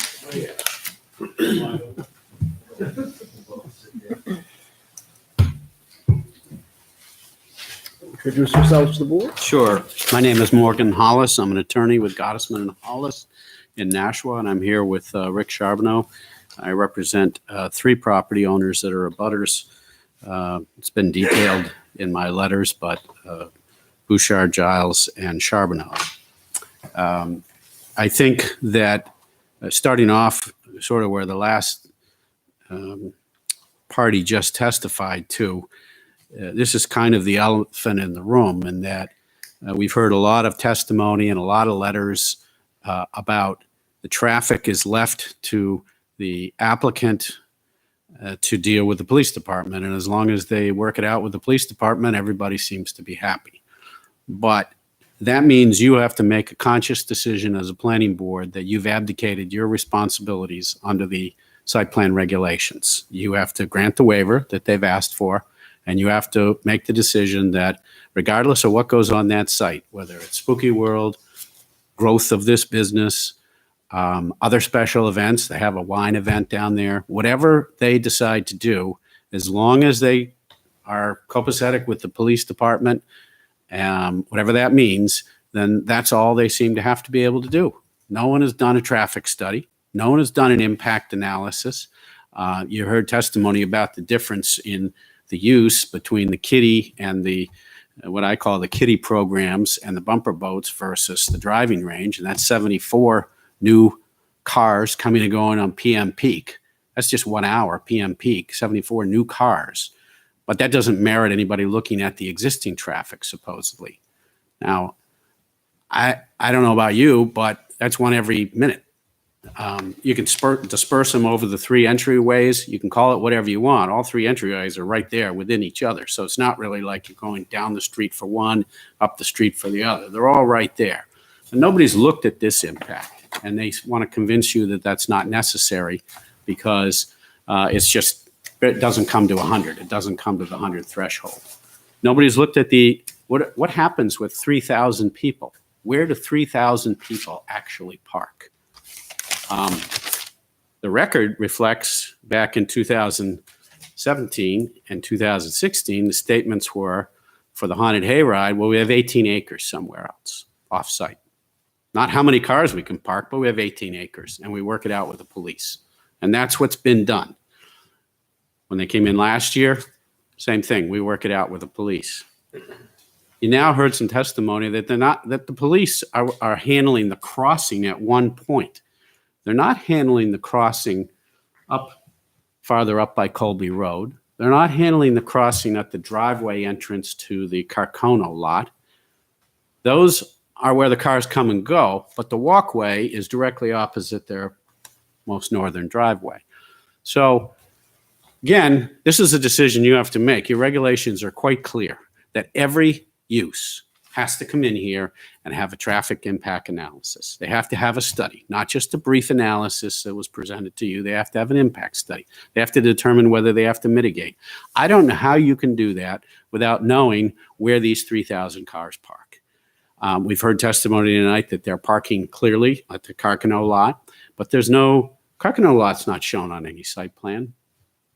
We don't know where the entry is, whether it has to be there, except for what the DOT says. We don't know how the cars park. We don't know how close to the boundary lines they're parking. We don't know if it should be paved. Is there drainage? Are there lighting situations? All of that stuff, you've decided that for 3 weeks out of the year, the planning board really doesn't care. It doesn't make any difference. We'll leave it to the police department and let them park wherever they want to. Well, there's one change in that, and they've brought in this seasonal parking. But they've asked you to do exactly the same thing. Hey, we're adding a piece of land and we're going to show seasonal parking. We won't show how many cars we can get in there. We're not advocating for pavement of that. We're simply saying the least you could do is show us how many cars can park there. And that's not shown. It's not even shown on the plan. So how do you know how many cars can park there? How do we know if the addition of anything to this site is going to make a difference in traffic impact or parking? And you're about to approve some changes, and those changes generate some new traffic. And their answer is, well, we've shown you how we got our count. and I think someone said it. I think it might have been Jay. Of course, we're relying on their counts. We're relying on their testimony that they don't have a problem. Well, they do have problems. When it gets very busy there, it's busy, and there's traffic coming and going. And 74 new comings and goings in PM peak hour is a change. And I think it's time for the board to step up and look at it. So that's really the elephant in the room, but that's your decision because they've asked for a waiver. We think that you should not approve this plan without having a full analysis of where they park, how many they park, what are the traffic movements, how about some counts out there for both Mel's and for Spooky World. Pressure is off because Spooky World's some months away, but they can do a count next year. Maybe it doesn't affect this plan, but I think the board's got to make a decision about how they're going to handle that. 2016, there was a recommendation by staff. There should be a traffic analysis. They should report back on where they parked the cars. Nothing got done. 2017, again, major changes, putting up 2 permanent structures out in the field that are haunts that were not permanent haunts before, and now you're going to enclose those haunts.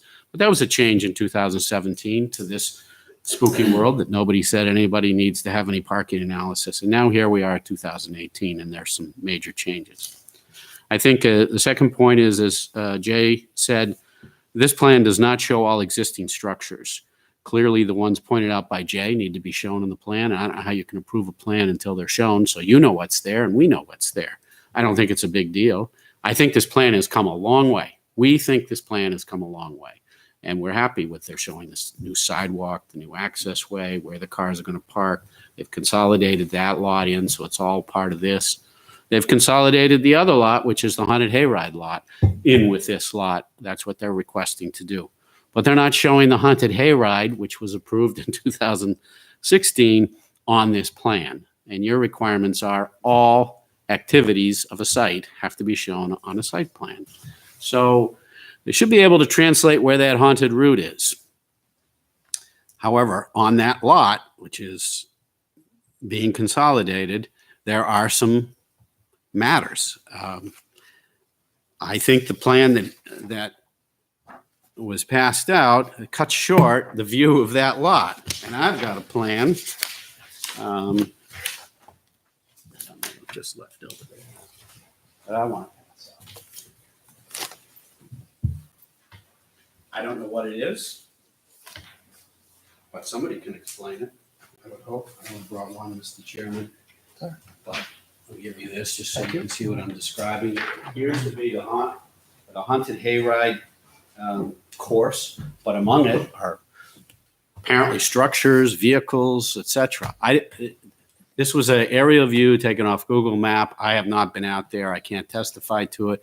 I don't know what's out there, but nothing is shown on their plan. When you look at the site plan, there's 0 shown on there. Not the pathway that the Haunted Hayride goes on, or not any of these structures. If they're temporary in nature, which was the testimony in 2016, then they should be down and they should be out of there, and they're not. They shouldn't be there at all. The one you sent today, right? But they need to at least explain that and explain to the board what's going on that part of the site. Again, Jay's kind of taking some of the wind out of the sails. Revisions need to be on the plan. They brought you some stuff tonight, which we saw just as you handed out. That was one of our complaints.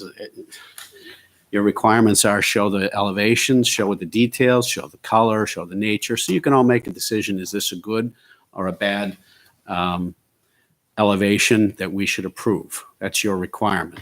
It doesn't mean you have to be aesthetically detailed about it, but it should be shown and it should be marked up on your plan, the plan you're going to view. So with that, another, for example, a note, the operation of the kitty we heard tonight, it closes at dusk. And that makes sense because they don't show any lighting on this plan. They don't show any emergency, any temporary lighting. They don't show any way how the people in this seasonal parking are going to walk down this path and across. I don't think that should be a minor issue for this board. People are walking there at night, it's acknowledged, and you're giving your stamp of approval that they can go in that parking lot and they can walk down that path, and it's okay, but there's no lighting. And if I were to come along years later and look at it and say, well, did the board approve this without any lighting? The answer is apparently because it's not on the plan.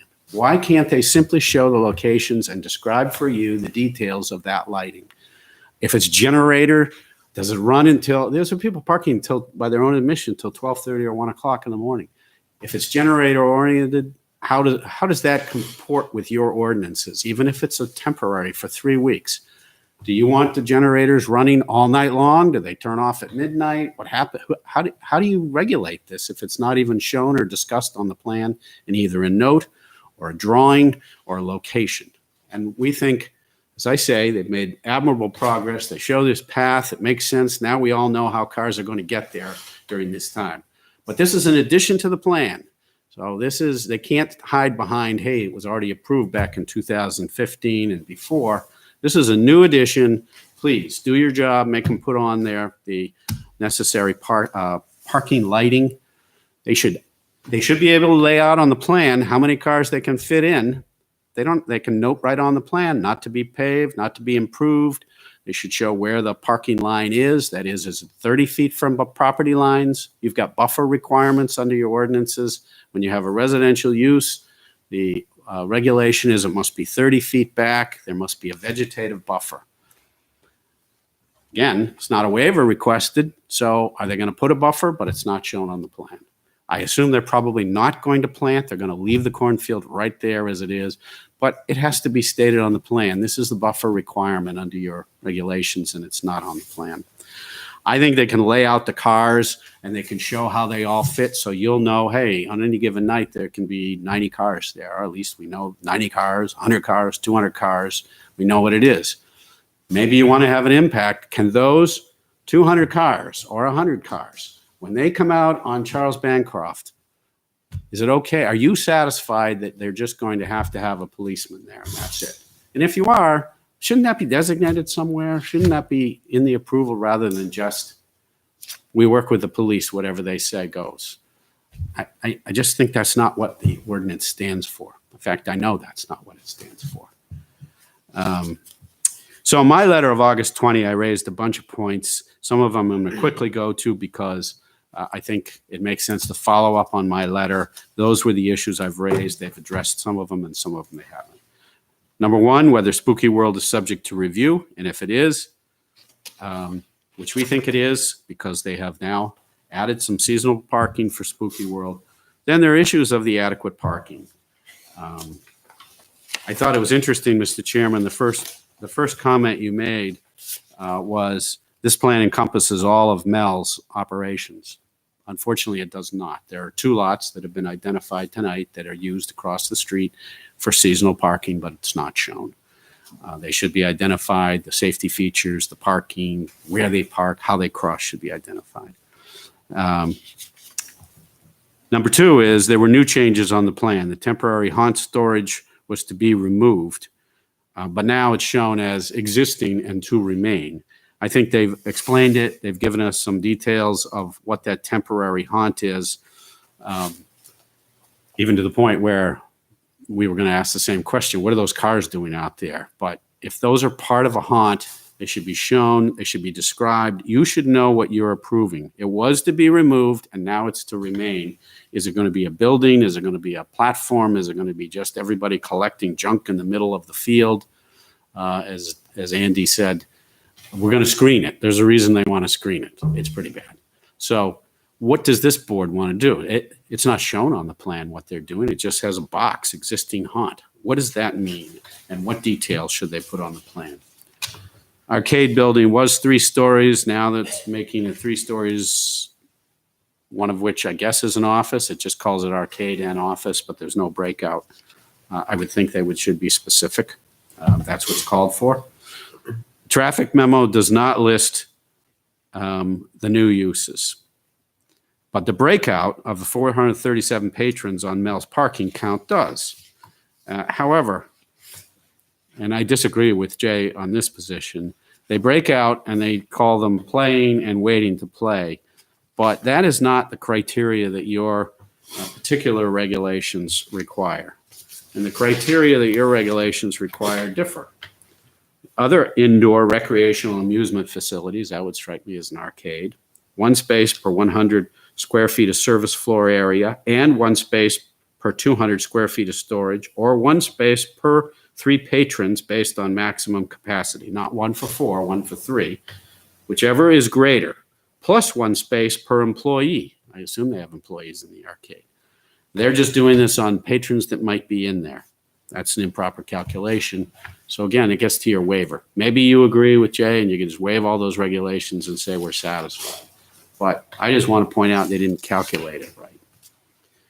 They also say Little Mel's, which I presume means all of the proposed changes out here.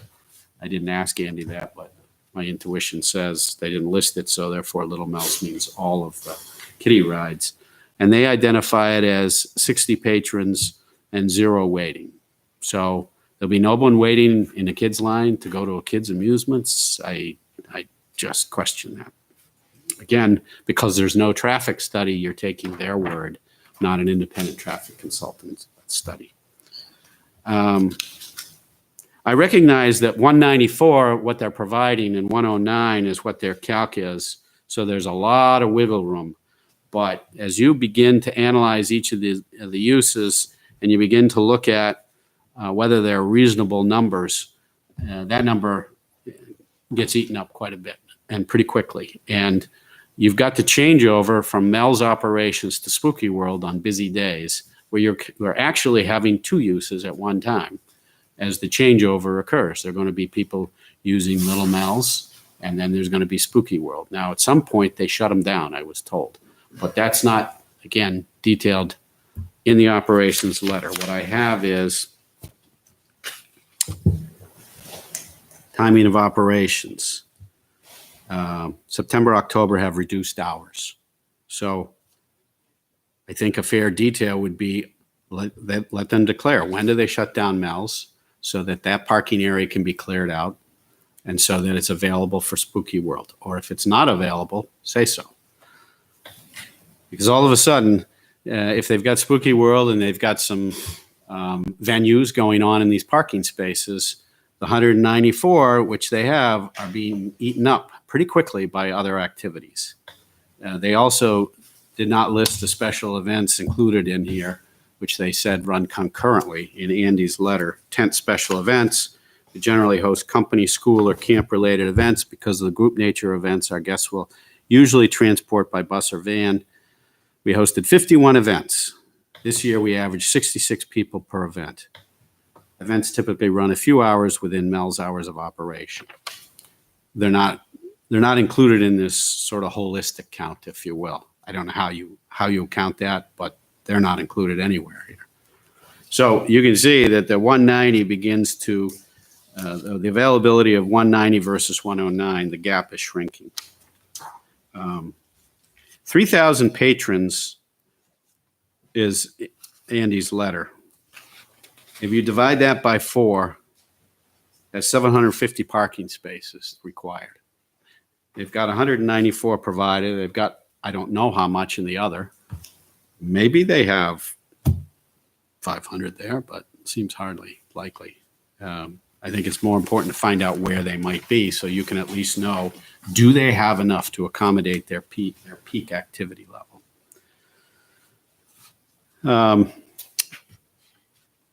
Number 3, again, we're sort of back to parking calculations. Should a restaurant be based on patrons? I disagree with Jay. He said, well, they're all there for the same thing. I think people go to restaurants and they may not go to Mel's. I think it could be a separate activity. Restaurants are calculated on the square footage. It's either 1 for every 3 patrons or the square footage, whichever is greater. If you do the square footage, it's 36 spaces are required. If you use his calculation, it's 76 divided by 4. It's only 20 required. So again, we're shrinking the gap here of what parking is actually available when you look at your counts. The indoor recreation, any event that's indoor recreation, such as laser tag, I believe is inside. Any indoor activity is 1 for every 3 patrons, not 1 for every 4. So there's a calculation difference there for, as I said, the arcade. The arcade is 1 for 100 square footage or 1 for every 3 patrons, whichever is greater. And the arcade calculations by theirs generate 5 parking space demands, but by the square footage demands 75 spaces. So you've got a huge differential between how you calculate according to your regs or according to their formula. I think that needs to be looked at.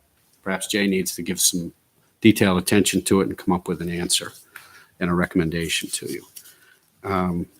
Laser tag, as I said, is the same way. Indoors, 20 divided by 4 equals 5 spaces needed. But if you were to do it on a square footage basis, substantially greater, that's 50 spaces. So 5 versus 50. So if you have a full house over there, regardless of what's going on in Spooky World, your 194 spaces are gone. That's all my point is. The waivers to the traffic study, I've spoken about, so I don't need to go on about that. But I do want to point out, for you to find a waiver, you must find extraordinary hardship, practical difficulty, unnecessary or unreasonable, and will this unduly burden the applicant? Andy addressed those points. I would say that for a traffic impact study, none of those apply, and I think you should require one.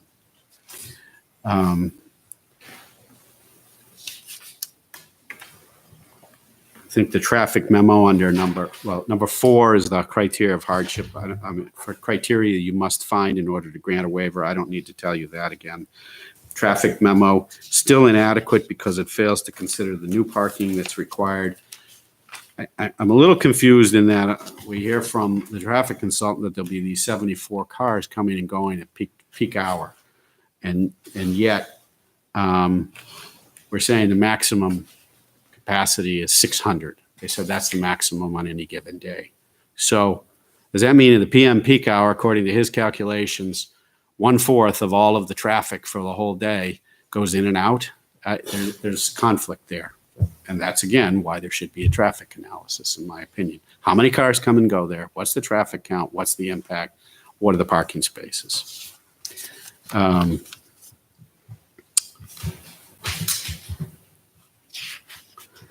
I would also point out that some of those parking spaces, while they're counted on the plan because they exist, by no standard in your regulations could they possibly be permitted. They're there, they're grandfathered, but it's your main entryway. If you take a look at this plan.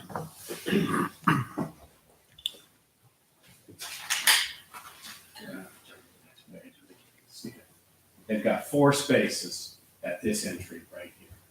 As soon as you come in, these cars, the only way they can get out is to back out of the main entry.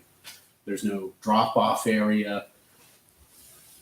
I don't know how they can use this parking spaces here for Spooky and claim that they can use 4. That's 3,000 people are driving in and out or walking around that area. It's just not feasible. I would be surprised if they used very few of those parking spaces. Very few of any of those front spaces.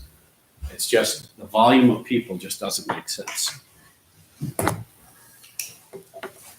And under your regulations, parking spaces are supposed to be a certain distance from the road. These don't qualify. They're grandfathered, they're there. They can use them to count, but let's get real about what our count is. It was not 194. I've already pointed out how it's coming down and down and down. You've got to take those 4 out of the reality head count because 4 people can't really park right there. Pedestrian circulation under section 120.2, the walkway for the seasonal is good, and we were happy to see it, but we believe, as was testified to, there's the entryway into the Carcano lot is down sort of opposite the tents, if you will. And that's where the cars come and go. It's also, I think Mr. Charbonneau, Rick can testify better than I can, but I've driven by and seen them walking out that driveway and down the road. They've got a walkway that goes all the way down to the tents, and that's terrific. But we would ask that the board ask them to extend that walkway and make, if in fact the reality is people are crossing there and walking down, let's just extend it a little farther. let's just make that walkway come along the front instead of detail sheet.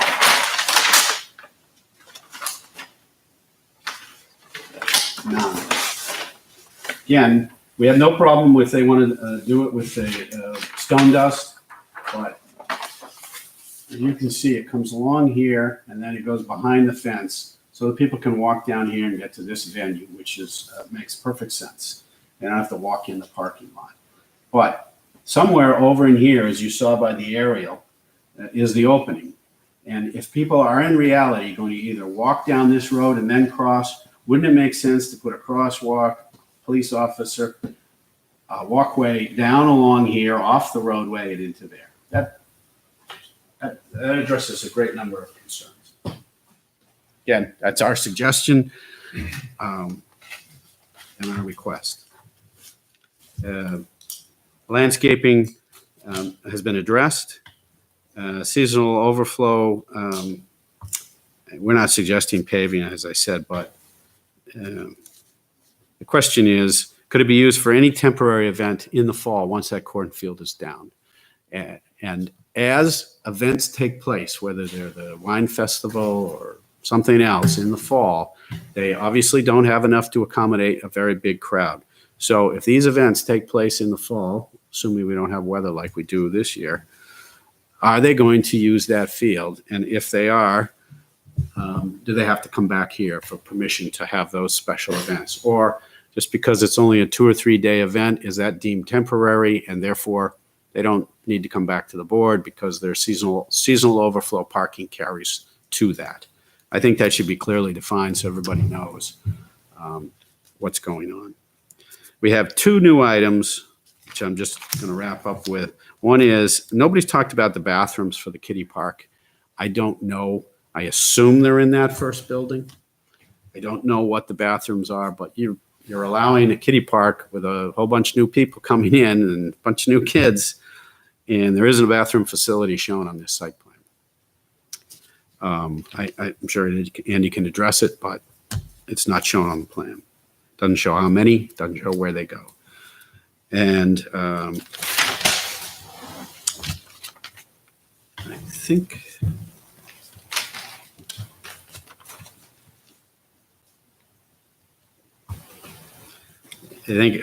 Jay's covered some of them, which are these matters need to be, the fences need to be shown on the plan, the elevations of the buildings need to be shown on the plan.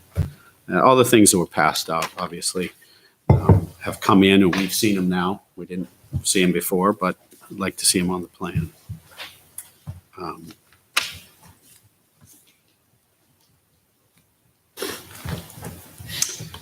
I think the final comment on traffic, which I beat up, is I think the good question was raised. Well, isn't there more activity on Saturdays? According to Andy's letter, clearly Saturdays is the big activity center at Mel's, and yet all the traffic consultant looked at was what's going to be the impact during the week. Maybe there's so little traffic on Charles Bancroft Highway that it doesn't really matter what the impact is, but that hasn't been presented. All you know is what the activity, the increase is going to be during the week, and that was deemed not significant enough to generate a traffic assessment, in his opinion. And I would think you would want to know what the impact is on a weekend. That's all I have. Thank you. Thank you, Attorney Harris. Attorney Perlman. I'm sorry. I should have done it. I apologize. Mr. Charbonneau, I've been before this board many times. I've built a lot of things in this town. Built golf courses, built asphalt plants, I built crushing plants, built subdivisions. And I have never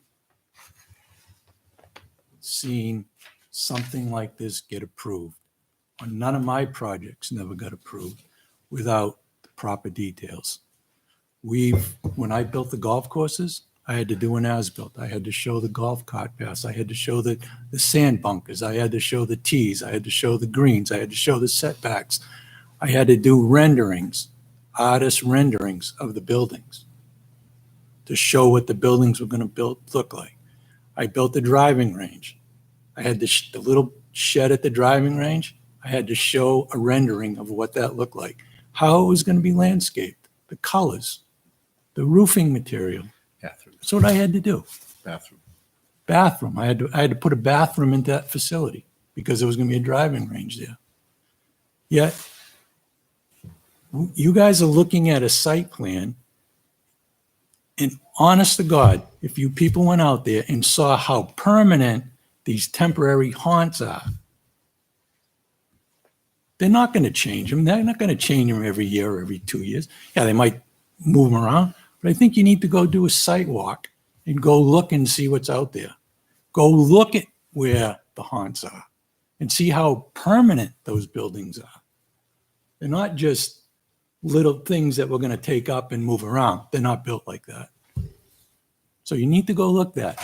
They really, before you consider any kind of final approval here, you probably should ask them for an as-built of everything that's out there. Because this just keeps growing and growing, and we're grandfathered and we can do this. You know, I have police officers that work for me every day. You know what they do? They do what we ask them to do. Okay? Police officers are there to protect the people. They don't care what the site plan says. They're not there to enforce a site plan or what you can do or what you guys do. They're there to protect the people. The fire department, they're there to protect the people. And that's good. That's really good that they're there to protect the people. They don't care what other than to make sure that the fire department wants to make sure there's a sprinkler system in this building or whatever. But they don't care whether it's on the site plan or not, as long as there's a sprinkler system in the building that they built. It doesn't have to be on a site plan for them to make sure of that. So they're working for them. They're paying them. They're not, they can be there, just like the guy they said that's in charge of traffic control. Well, the day we had our site walk, that night I'm driving home from dinner. It's 5:55. There's a guy carrying a young baby. I'm assuming it's his two kids. I don't know if they were his kids or somebody's kids. And a lady following him down the side of 3A, coming from Colby Road. They're half in the road, they're half out of the road. They're walking down. If you look at the side of that road, you can't walk down there very easily, especially with a baby. When they had the event for kindness or whatever that thing, I'm driving home from dinner. There's two women pushing baby carriages. One's in the road, one's half out of the road. Well, they don't want to put a sidewalk along 3A. They're creating this. What reason would people be walking down the side of 3A if they didn't have this thing here? So they have to take some responsibility for that. They got to do something about it. I mean, you know, they just like until we came in here and started talking to you about this, the parking lot in front of the restaurant and all that was filled up with canteen trucks or food trucks or fried dough trucks or whatever. That's what they used to park them there. Then we came in and started complaining about this year, because we've never been notified of anything of this before. Granted, there's notifications here, but as an abutter, I was never notified. So now they move them to the back behind where the driving range is. They move that stuff out back because we started complaining. Just like now they come to you tonight and they say, well, we're not going to let our employees park up there no more. They were doing it. It was people, their employees were walking down the side of 3A. So where do we draw the line here? I mean, you know, I've had to build sidewalks. I've had to do all this stuff to take care of people and traffic and all the things that I've done. And I've done a lot in this town. And I've lived in this town. I've been on this board. I've been a planning board member. And we would never have let anything get away like this. You know, I built the apartments. I just built the Calawa Court. I had to show dumpster locations. I had to show sidewalks. I had to show lighting. The golf courses, I had to have lighting in the parking lot. What golf course is open at night? I had to show lighting. I had to put lighting in the parking lot. that your regulations require it. That's what these people need to do. If they want to do business in this town, they need to do it by our regulations. They shouldn't be, you just approved that building across from the store. What did you make them go through? They showed you a rendering of the building. They showed you landscaping. They showed you their parking. They showed you the height of the building, everything. And here they come in and they give us a little 8x11 sheet of paper that you can't even hardly tell what it says. And this is our rendering. And they show you these pavilions that they're gonna close in. And it says we're gonna use barn board. Let's show a rendering. Let's see what it's gonna look like. I don't know about you, but I drive down 3A. I go by the cornfields, I go by the golf course, and then I come to Mel's. And I look out behind Mel's, and there's dumpsters, there's old buses, there's junk cars. I bought junkyards to clean them up. I bought 2 of them, matter of fact. I almost got the second one done. Okay, but I bought Warrens, cleaned up most of the Warrens. I built the berm so you won't see it when we built Albuquerque. Otherwise, you'd have been looking at it when you drove down Albuquerque. But I bought it and I cleaned it up and I put a driving range in there. I bought Craig Young's and I'm getting that. They're almost done cleaning that up. That's something they had to do. So I care about this town. And I think if they're going to do business in this town, they need to care about it and they need to clean it up and make it look respectable. It's just like when you drive down the end of Colby Road. Drive the end of Colby Road and stop. Look across the street and look at the fence that they put up there. It's terrible.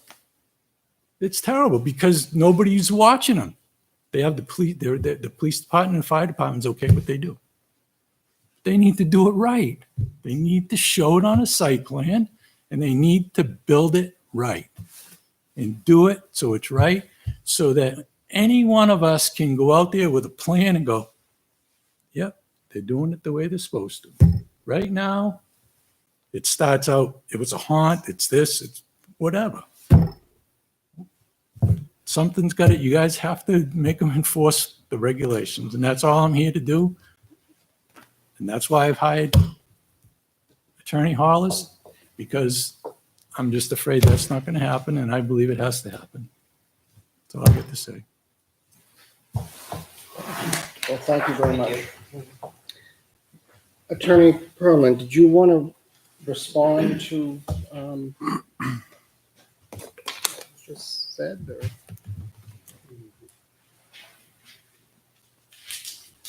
Well, let me pick up on the last point that Mr. Charbonneau made. And the difference between what Continental Paving and Mr. Charbonneau has done with subdivisions and his work before this town. And likewise, I sat in your seat years ago and when Rick came before us for one thing or another and always done a top-notch job, right? No doubt. But the difference between what Continental Paving and the Charbonneaus have had to do is permanent versus temporary. Permanent structures, permanent roads, permanent sidewalks, permanent everything having to do with a sand and gravel operation, right? Versus Wayne and Mike sitting now with Roland Bergeron years ago and saying, this is what we want to do. And Roland saying, it's a couple weekends over the course of the fall. Fine. No site plan approval is needed. So that's been their basis of their operation for Nightmare New England and Spooky World. And that's been in my written materials to Troy Brown, which I included to this board. Mm-hmm. Now, it's not fair to say that we haven't come before you for approvals.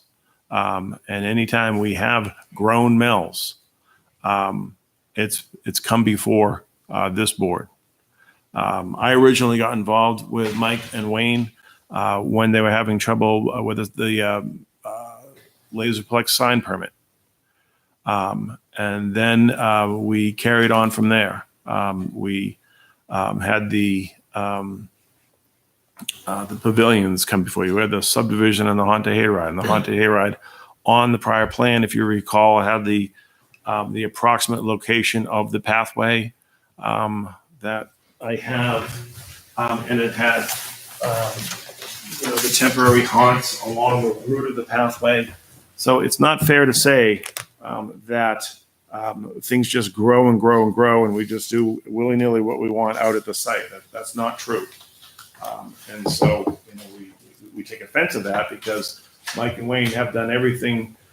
This town's they've always asked first, and then they've done what they've been asked to do. Roland Bergeron, Kevin Lynch said, it's their determination that full site plan approval was not needed. However, work with the police department, work with the fire department. They've done that. The pavilions came about because they had tents for their haunts, taking down the fire suppression systems for the in the tents every year, and then putting them back up was expensive. So they came before you, and said, we want to have the permanent pavilions because it's it makes more sense. It's less expensive year in, year out. But I'm sorry, I'm looking for that. Yeah. Some comments I don't disagree with. I don't disagree that, for example, the bumper boat rendering could be a better rendering. We can get that to you in color. We can show you the dimensions of that. We can do a better job with that. I mean, that's fair. Some of the comments from Attorney Hollis, I don't think make much sense whatsoever. We kept on harping on 3,000 people coming to Spooky World. Don't forget that 3,000 people coming to Spooky World was their best day that they've had over the years. And those 3,000 guests come over the course of the night. And if you will recall, when we were at the site walk on November 3rd, a question was raised about how much of this parking area, on your busiest nights, how much of this parking field do you use? I think it was Wayne actually said to the group that was there, on our busiest nights, we may come maybe halfway back, maybe 2/3 of the way back on this parking field. So they don't even get back to this corner, where the driveway is coming in here. So, yes, we're not showing the number of parking spaces out there, but we know from experience there's ample parking at this site. And the testimony at the sidewalk, the testimony tonight, is they barely use half or 2/3 of this on their best day. Usually, much less. Thursday nights, Sunday nights, much less. Right? Friday nights with football. So to keep throwing out these numbers, 3,000 people coming means 750 spaces. It's not real because, if 3,000 people came at one time, sure, you need that, but that's not how it works. Our parking count is our parking count. We have been operating this facility for 11 years now, and they know how many people are coming to the site. I think the overall parking calculation is the right way to do it because you have an overall site where people are coming and going from one feature to another. So the regulation that says 1 space per 4 patrons at the maximum capacity is the right way to do it, because otherwise you start getting some absurd numbers.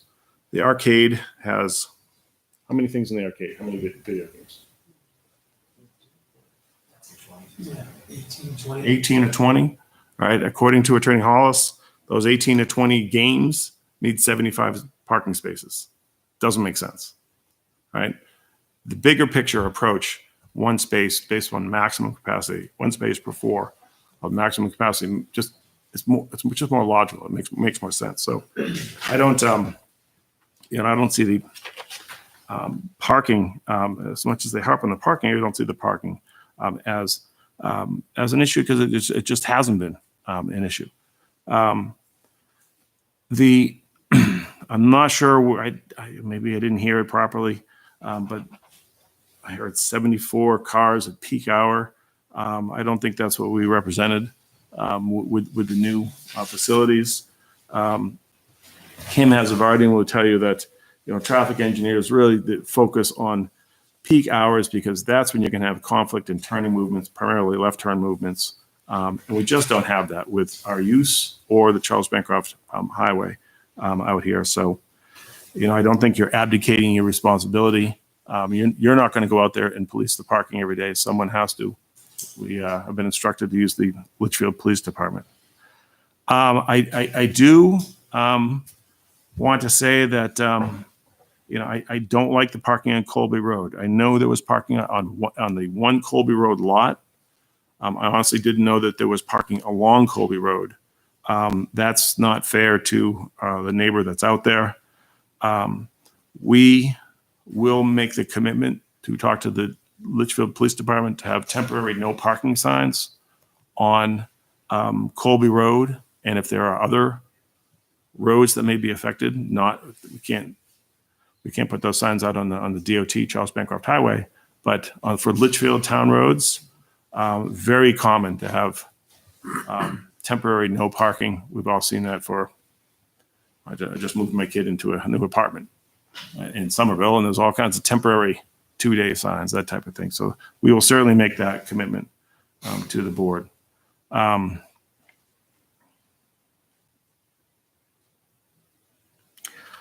guess overall I would say is we have been operating for 11 years now, and notwithstanding the doom and gloom that is being presented to you from our neighbors, it's been operating well.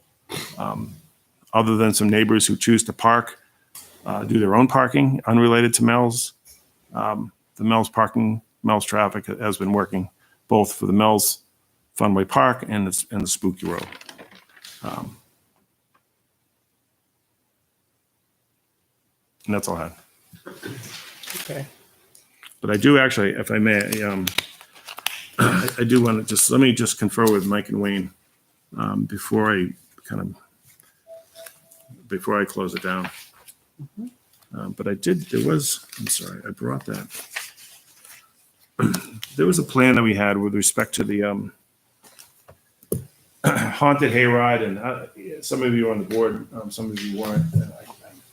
I'm sorry, I thought I brought it, but it had to do with it showed the kind of the serpentine route of the where the hayride was going to go. I can't find it right now. I haven't. And it showed like the temporary haunts and there we go. All right. This is part of the Colby subdivision. And part of the application tonight is that we were, and this is the only copy I have, I apologize, but this is what we had approved. See the approximate nature of where the pathway was going to go, the temporary haunts up there. And we're not changing any of that except for the stockade fence that I agree with Mr. Charbonneau. That looks terrible. But what's out there today, that's why we want the permanent fence at that site.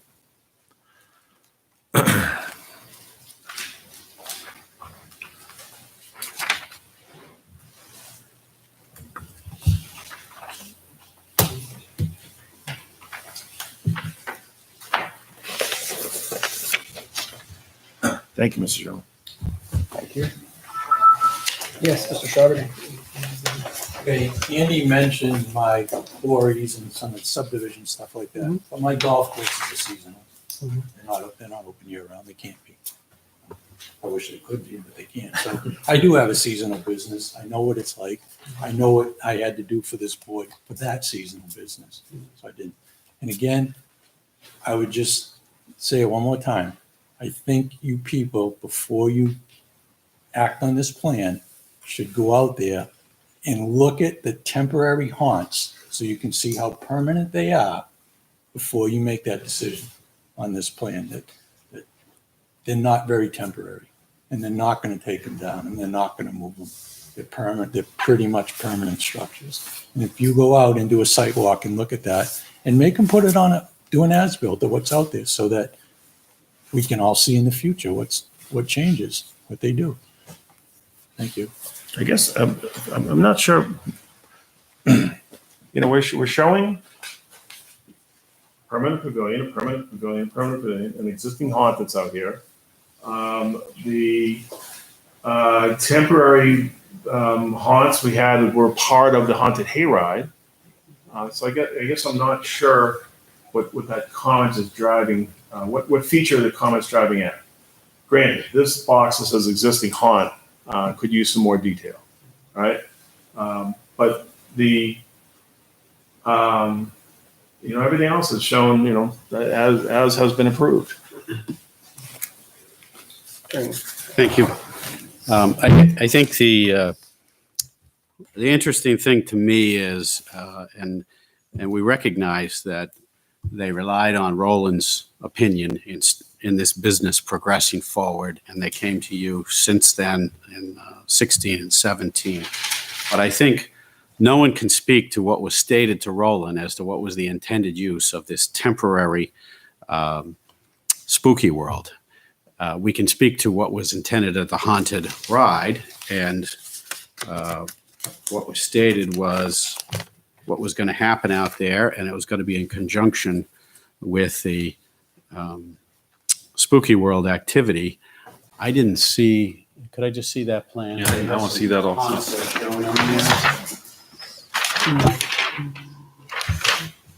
So this is the same plan I saw from the record, and it shows the pathway, but it doesn't show any structures.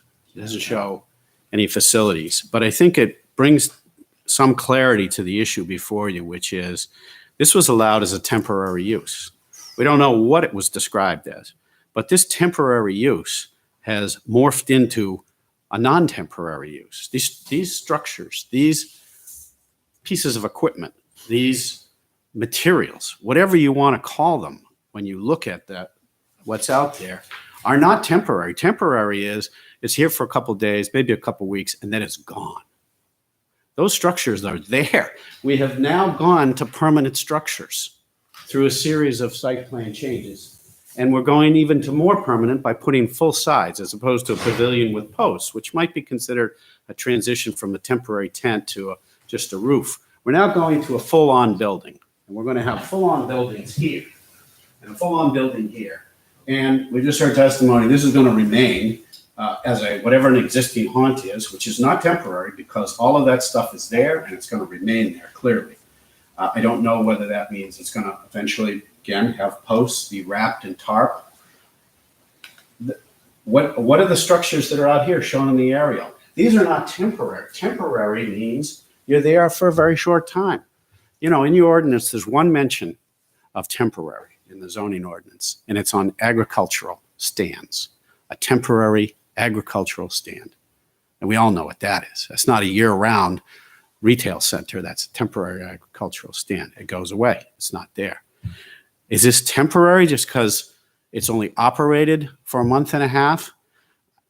Our argument is anything that is not removed needs to be shown on a plan. So if they're going to leave stuff there, I don't care what it's there for, or you only use it a couple times a year, it needs to be shown on a site plan as this is what's going to be there. This is how you get there. This is how the safety people get there. This is what it looks like. There's a picture of it. I mean, why else have your regulations if you don't want to enforce them and say, what's it going to look like? What's the building going to look like? What's the pile of material that's a temporary haunt that's only used a month and a half? What is that going to look like for the rest of the year? As to the 3,000, parking calculations by your regulations say based upon the maximum capacity. I didn't make the number up. It's 3,000. There are people coming and going. How many people can that site fit at one time? I couldn't tell you. I'm using his number, which says on a big night we have 3,000 people and we're there for 4 hours, 5 hours maybe. Sure, maybe it's a little less if that's their big night, but what's the maximum capacity? It's got to be pretty close to their biggest night. If they're so convinced that they don't fill up that parking lot, then maybe they should agree not to park across the street.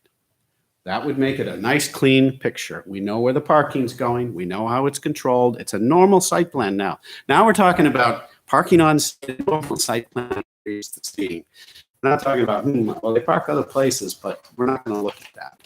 maybe they should agree. Maybe you should say no parking elsewhere if you're not going to show us a plan and how many cars there can be. They put these employees on the other. Where are they all going to go? Maybe they should shut down Cardinal and say, we don't need to be there. We aren't going to create a safety. We'll park them all up there and everybody can walk. Well, you know, and I know that that's not going to accommodate all the cars. And if they can come in here and show us that, that'd be terrific. We'd love it. You'd love it. Make your job easy. The final issue is this, where did I come up with 74? Well, I wrote it down, and maybe their traffic consultant can correct me, and I would appreciate it if he would. But the statement I have is there's existing 44 vehicle trips during PM peak hour. The proposal would be for 118. I do the math, that's 74 vehicle trips difference. And unless I'm wrong, that's where I got it from. I didn't make it up. So that's my comment. Thank you.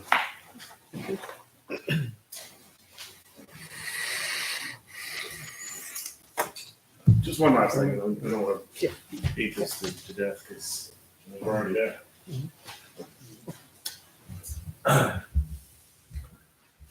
We were here last year. Permanent pavilion. We showed an existing haunt. Those we never represented that those were going to go with, right? They were temporary tents. We explained we're going to turn them into pavilions, right? Now all we're doing is we're boarding them in, and as I explained. The Haunted Hayride has features that when we were here, we represented that they're not permanent structures. They're there out in the woods. There are, the house facades and whatever other scary haunts are out there. But we represented that these are not permanent structures. They're not affixed to the ground. There's no foundation associated with them, which is why working with Kevin Lynch, we treated them as temporary structures, and then we showed the pathway through. So, I'm not sure why we're harping on the temporary pieces of this thing when we're showing you, everything that we're doing. Again, we work with the police department. We have the crossing, well monitored, coming from the Carpenter lot. It's worked for years, and I'll leave it at that. But just so the representations, aren't what we're trying to present. Anyway, thank you very much. Thank you, Attorney Perlman. Mr. Accomando, Mr. Caulfield, obviously, Mr. Charbonneau has spoken. Did you want to say anything? Yes. Oh, you're going to regret that. Mike talks a lot. Got to give everybody a chance. Thank you. I really appreciate that. Thank you. Thank you, everybody. Michael Accomando. And I'm Wayne Caulfield. And Michael and I, I'd like to just take a moment, if you don't mind, because we've been here many times over. And I'd like to give you a little history on Michael and myself. We've been business partners for over 20 years. We were in the video industry before we were in this industry together. And, we grew our business then as well into 4 separate chains. And unfortunately, that video industry went away. And then we were lucky enough to find Mel's Funway Park. And at that time, it was tee-off at Mel's. And what happened is this is what we do for a living. This is it. We do have one small little piece of real estate. But basically, this is our living. This is where we come every day. And we're very proud of Mel's Funway Park. We talked a little bit about that. And I think we've done a great job of showing exactly what we're going to do. And with all due respect to the opposition, I fully respect their opinions. I really do disagree. I think Mel's has worked really well with Spooky World over the years. We're talking about bumper boats in a kiddie land. And we also, I don't hear it mentioned all that often, we removed a total of 40 stalls. It was 22 hard stalls and 18 stalls. So this huge, gigantic traffic problem that I think that sometimes the opposition tries to portray that is going to happen will not happen. It's a very slight increase. We gave up about 80 patrons, like on a maximum capacity, one person hitting, one person waiting, and honestly, it's really not that big of an issue. When I first started to get into this, and Michael and I were asking, we're like, we're lost. This is Mel's Funway Park in 3A. We're talking about bumper boats and mini golf. And Jay isn't here anymore, I believe, right? But he was like, there's nothing, I can't even make the parameters to study anything here. There's so little traffic here. And what the engineers told me is basically what the point of a traffic study is. If you're going to do a big project and you got to see if you're going to widen Route 3A and make a turn lane or something to that degree, this was what was explained to me as a newbie in the business. It's just unfathomable. You would never widen Route 3A to add bumper boats to Mel's Funway Park. It's just not going to happen. We've been running Spooky World for years. We've made improvements over the years. We had a little bit of a rough start at the very beginning, worked the kinks out, and I'm very happy to report that we have a great relationship with everybody. And the last thing in closing I would like to offer the board is at 1 Colby Road. It was nice to hear from the gentleman there, respectfully. We will not allow any employees to park at 1 Colby Road anymore, if that's an issue. So that's not a problem. So that we do have control of, and we will offer to the board tonight now. And just like Andy said, we will also offer, and we will work with the police department to get up signs that say no parking during our Halloween events there. And we will make sure that we talk with the police chief and make sure that they patrol that section as well and make sure that nobody is up there. If they don't belong there, they shouldn't be parking there. I'm not sure what the rules and regs are, but I think the no parking will definitely help people. If they put on there, you will be ticketed. It'll keep people out of that area.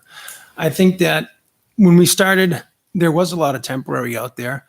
As you can see over the years, there's a lot of permanent. We have come before you to show you that we're putting up permanent.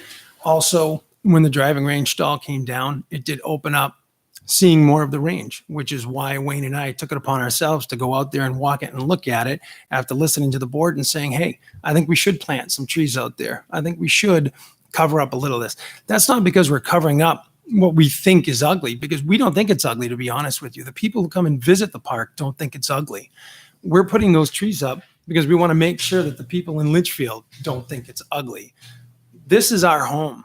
We love being here, and I do take offense when people tell me that it's ugly, it's an eyesore, and they don't take care of it, because we do take care of it. We're in the process right now of putting in new carpets at the mini golf, putting in some new shrubbery at the mini golf, trimming it, always adding mulch, making it look the way it should, making it presentable.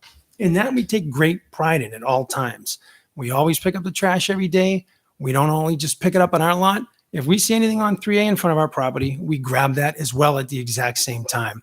We're not just here as a hit and run. I think all of you know that. Being here for 12 years, we're both young guys. We're going to be here for about 25 more years, and we're going to continue to do the best job we can and make Mel's a destinational spot, which I think Litchfield can be proud of. I think we bring people to this town, and I think people visit the farm stands in this town when they come to us.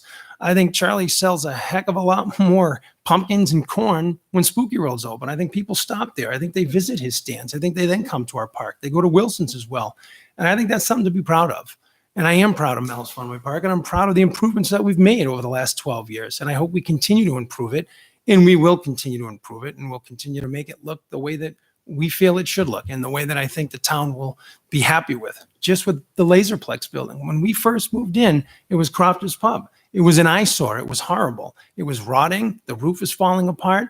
We purchased that building. We came before you. We asked if we could put a little front porch on it. They approved that. We asked you if we could change the bathroom entrance and exit. They approved that. We said we wanted to put it on a new roof, new clapboard, paint it, and make it look like the rest of our park, which was nice. Something to look at to get rid of the ugliness. And I think those are the things that you have to remember, not the little things where unfortunately some people aren't always going to be happy, but we are going to continue to work hard and do the best we can. That's why Mel's has been in existence for 26 years. It's because we do a good job at what we do, because we do keep it clean, and it is a safe place for people to come and enjoy. Thank you. Thank you very much. Thank you very much. We appreciate it. Thank you. One last thing, if they do as good as they do as far as landscaping, then you as board members, drive by the house across the street that they own. It's an eyesore. Just drive by. Tell me if you'd want that to be your neighbor, you'd want to drive by. They could landscape it, they could mow the lawn, they could not have cars parking all over the front of the lawn all the time. So just look at that. Just drive by there and look at that house. Then you can decide. Don't take my word for it. Just drive by and look at it. Attorney Perlman. I'm going to leave that comment alone. Just one quick thing. There was a question about bathrooms, and bathrooms tend to be more building code than planning board. I don't recall many site plans that I worked on that have the bathroom layout, but nevertheless, there are 8 bathrooms, 4 men, 4 women, scattered throughout the park. There are 2 in the arcade, 2 in the restaurant, 2 in the Laserplex, and 2 in the mini golf. Again, taking out the driving range stalls, adding the bumper boats, the kiddie pools, we don't see that we're going to have any issue with the bathrooms. But again, that's a building code issue thing. If it turns out we need more bathrooms, then we'll deal with the code department. Thank you.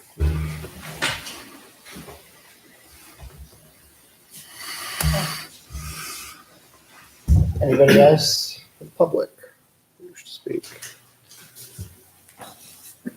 Okay. Well, thank you very much, everybody, for all your input.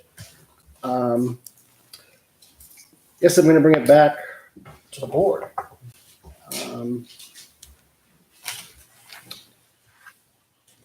Does the board have any comments?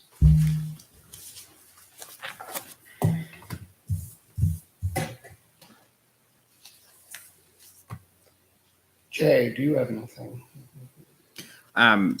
Just in response to some of the comments that we heard is, should the board want to move forward, I think there are some additional conditions that would be prudent. So among those would be, I think it would be reasonable to show the limits of temporary parking on the plan and provide at least an estimate. I realize it's unpaved, so it's not easy, but at least an estimate of what is the capacity of that lot. I think that would be reasonable.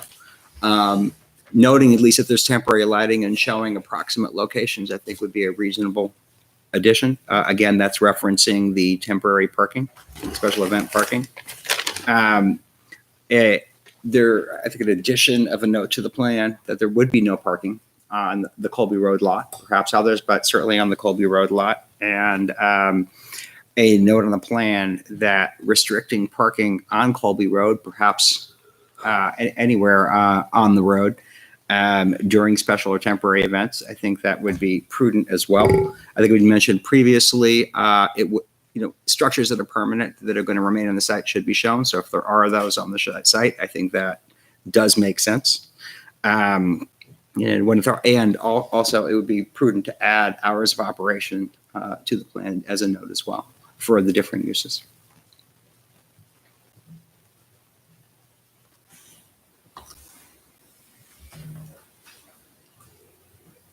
Mr. Chairman, the applicant would have no objection to any of those.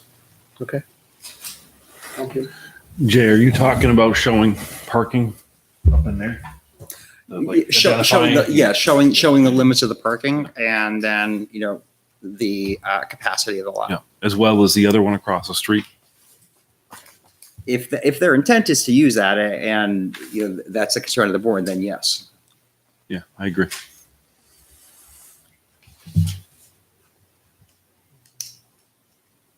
There was mention of extending some sidewalk further down or something.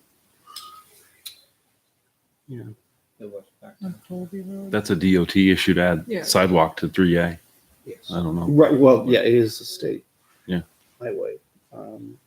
if it needs to be done. But if it was done on their property, I mean, they could do it. Mhm. Just put a gravel path in. Mhm. But that would be encouraging people to cross there when that's That's not what right. you guys want. That's more of a Exactly. And then it would have to people be- crossing at their yeah. own risk there, which they shouldn't be doing Yeah, anyway. and if you want to put a crosswalk in, you have to go to DOT. Mhm. I wouldn't think. What's that? I wouldn't think that we should encourage that, having them No. crossing at two places Right. instead of one.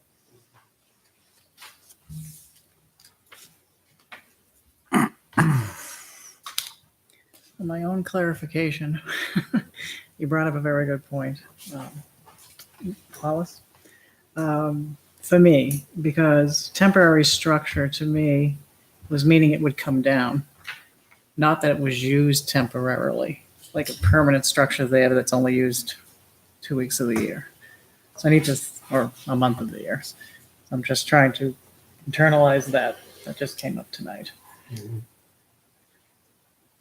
Does anybody else agree, like temporary structure, was it supposed to be there and then not be there, or is it just? Yeah, is it it's temporary? Is it permanent, but they temporary only use or use it temporary structure? part of Which the- is it?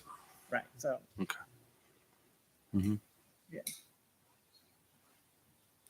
So we have a lot of structures that are used temporarily but are up there permanently. Other than well, I don't know what I want to, you might want to ask, but other than those, what they came in front of us last year for those, not the gazebos, but the pavilions. The haunted hayride is still the only one that they're considered temporary haunts. But when we came to the board, because of what was described and what was going to be put up there, it's a lot to put up, it's a lot to take down, even though that they are facades and there's nothing behind them. Their faces as you walk through, or a mausoleum that can technically be picked up and moved. That was one of the things that we had brought up and said at that time, that on the hayride, because they're out in the woods, because they're not being seen, and they're not structural, that they would be left out there, but they're only use those mausoleums and that hayride path during that Halloween particular time. And I think what some of the confusion may be when we talk about a temporary structures, we are permitted. I think Morgan created some doubt that those pavilions were not permitted. They were permitted. We were before the board, and they were permitted specifically for the haunted attractions. So they are permanent inside of. As well as the other attractions. Exactly, as well as the other attractions.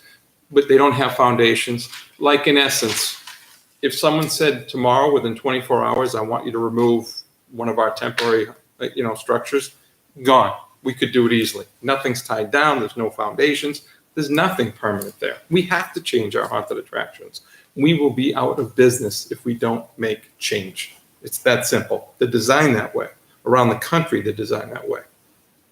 But they're not changed from year to year. Like scenes will stay up for several years at a time, and then maybe you'll take like a picture of a clown house out there, and then that will become a fishing village scene several years down the road. But the facade stays the same, and then you change it out with paint, you change it out with maybe something that was crates, now it turns into lobster traps, something to that effect as you go through it, just so it has a different effect, so the customer looks at it and it's different to them. Or even when you have the permanent structures, there's different things that change inside. Your characters change inside. The paint on the wall changes inside. Something that might look like it's a spiral 3 years later, it's not a spiral anymore. It's flames on the side. It's changing it at all times. That's part of what we do.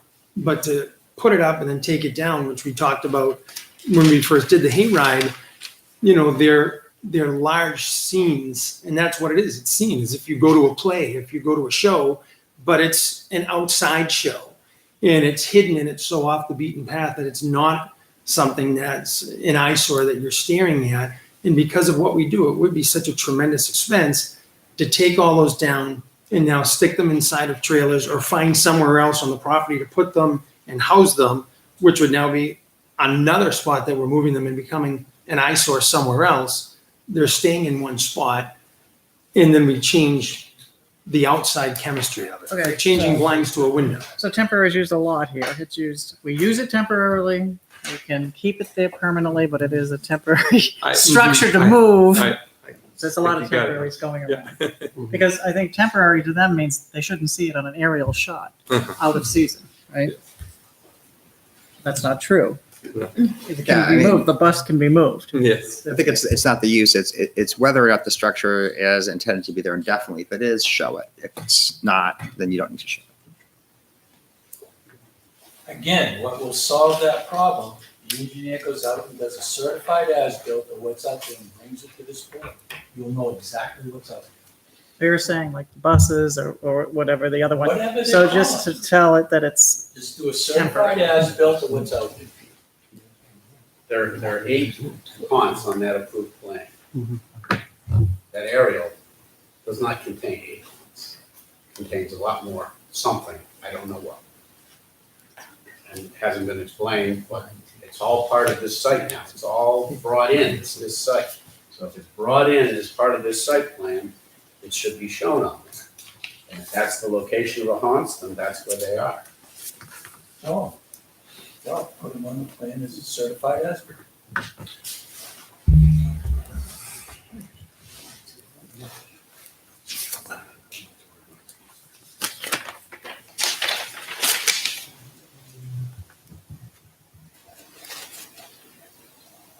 I'm just curious what your feeling on that, Attorney Perlman, as to the certified as-built issue. I just, Well, where did the haunted hayride plan go?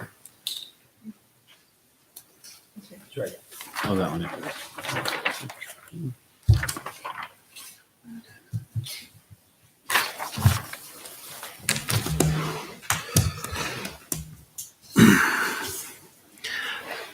So the problem was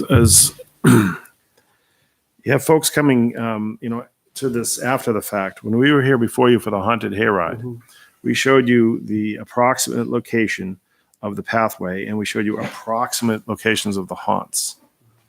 All right. If we do a certified as-built, that creates a permanent location for that haunt. And these shift around. You heard Mike tell you that when they modify some of the haunts, some of the staging, some of the facades, they might grow in size a little bit, they might shrink in size a little bit. And that's what we represented to you last year. And that's, what they've been doing. And so I'm not sure we necessarily want to revisit, the location of the haunts along the pathway of the haunted hayride. Now, that said, Attorney Hollis and I were talking earlier in the day that there is a staging and storage area that you see on the Google Earth maps.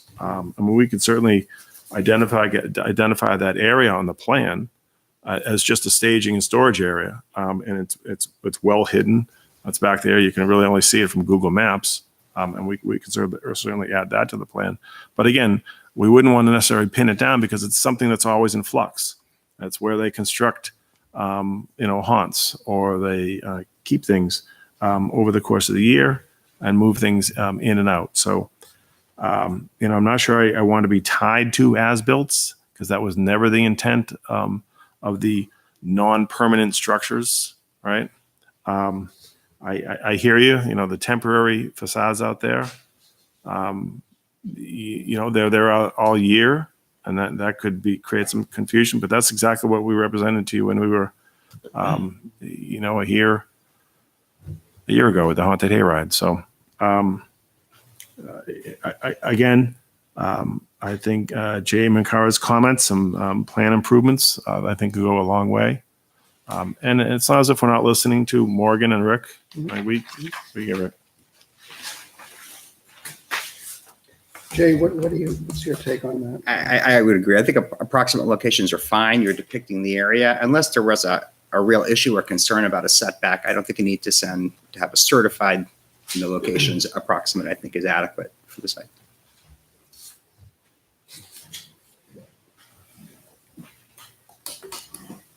This was submitted as early.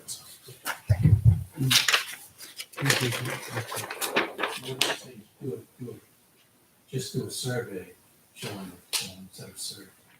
What are you saying? My comment was, I think approximate location is fine. You've got the hayride plan that was approved. Show that information on there. If you've got structures going to say there, show them. I don't think you need to send somebody out there and do a certified site. Everything that's out there will be on the plan. Is that what you're saying? Everything that's out there that is there permanently, that is not taken down, yes, Okay. should be shown on the plan. And our only point is there's a whole lot more out there than what's shown on that plan. So when you show that on the plan, then you'll see it. Then you see it.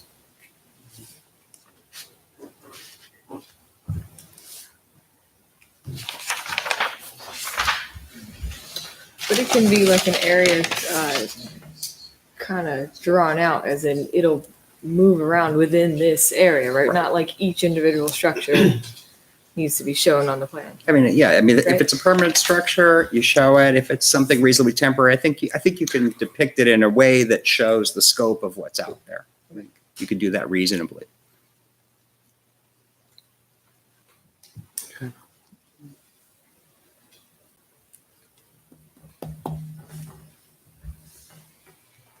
No, I'm just, yeah. Okay. Here to see.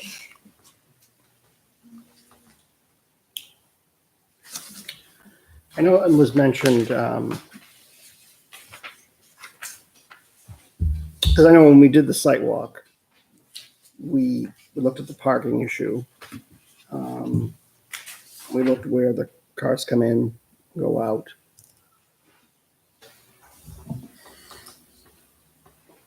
I'm just wondering, and the board can chime in on this, I'm just wondering if it would be maybe appropriate to see maybe more of what's out there, just to get an idea.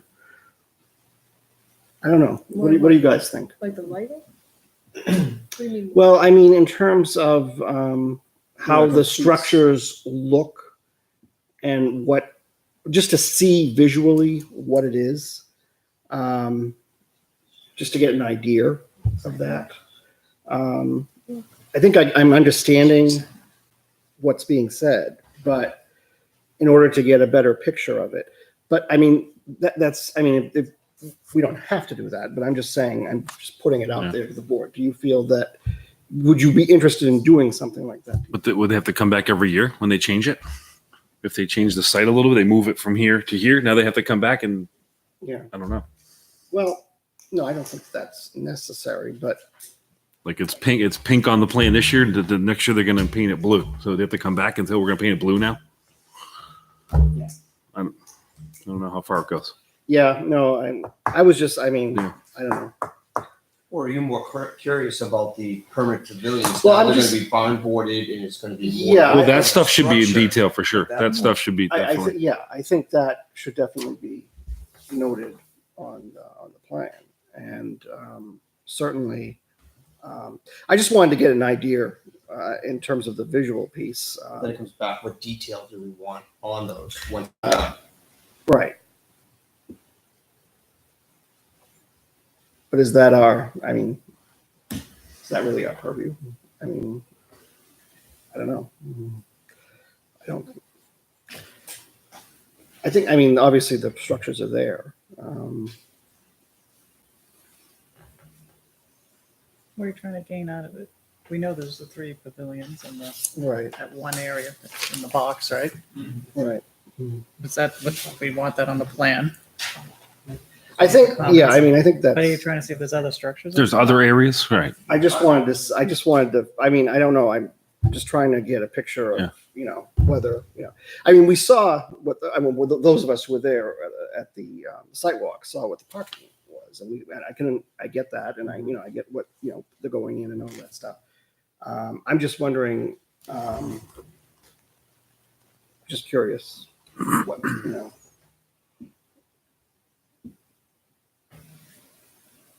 What else there might be, but I mean, if you're comfortable, you know, putting on the plan, then, you know, that's as it goes. But that's up to the board. I mean, I'm not gonna, I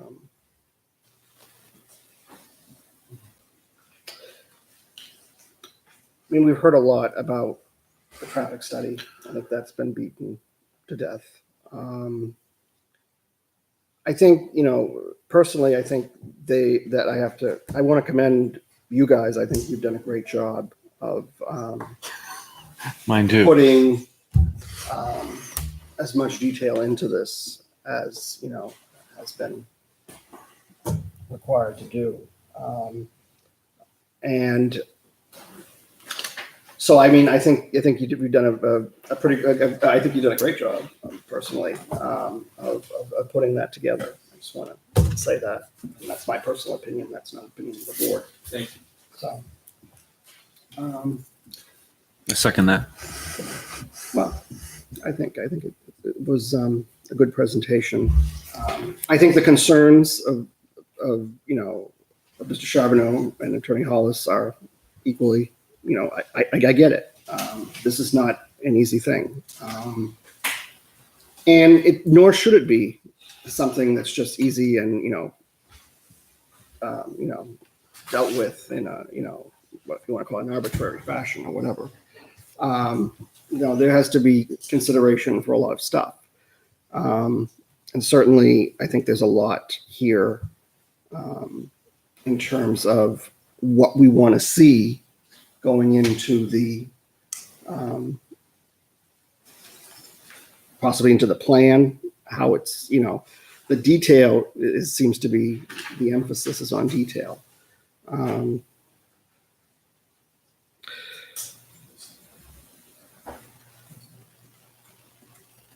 I guess what's the will of the board? What do you want to do? I just want to make one comment if I may. Go ahead. This is the opportunity. And I don't know the history with what you've built in town. I've been here 18 years, but I don't know the history.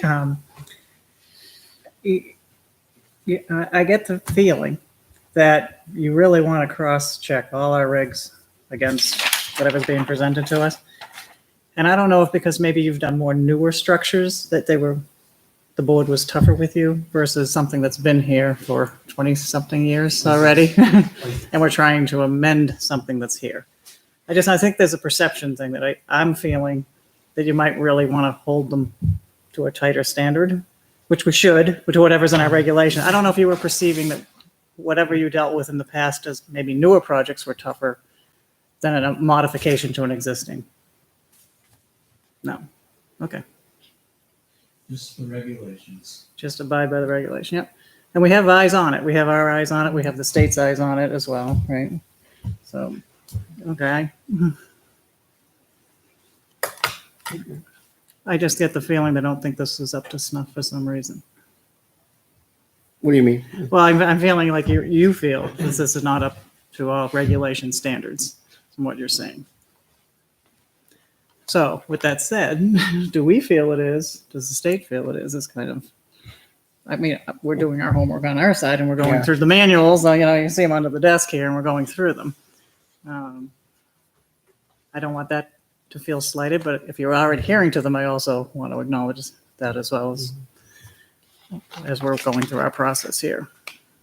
Does anybody else have a feel on that or a take on that?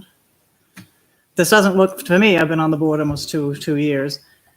It doesn't, detail or not detail, I've seen some projects that are newer go through more scrutiny, I think, to get initial permits going and all of that. Modifications really for subdivisions hasn't been something like this. An existing business morphing, in a good way, better business. So, but I look at the plan here, we had this nice 29-page plan. It doesn't look that much different from what I've seen for other ones in the past 2 years either. So I don't think there's a gaping hole there. I just get the perception you think something's falling through the crack on some of the regulations. It sounds like there's a big disparity on the temporary structures where we're thinking maybe designate the area of where these things are going to be moving around, where on other things that you're building, you have to designate what are they made out of, what are the what's landscaping and everything on them. But then you've got this kind of hayride where it's like a bunch of stuff moving around all the time, and we don't see an official, this is what it looks like.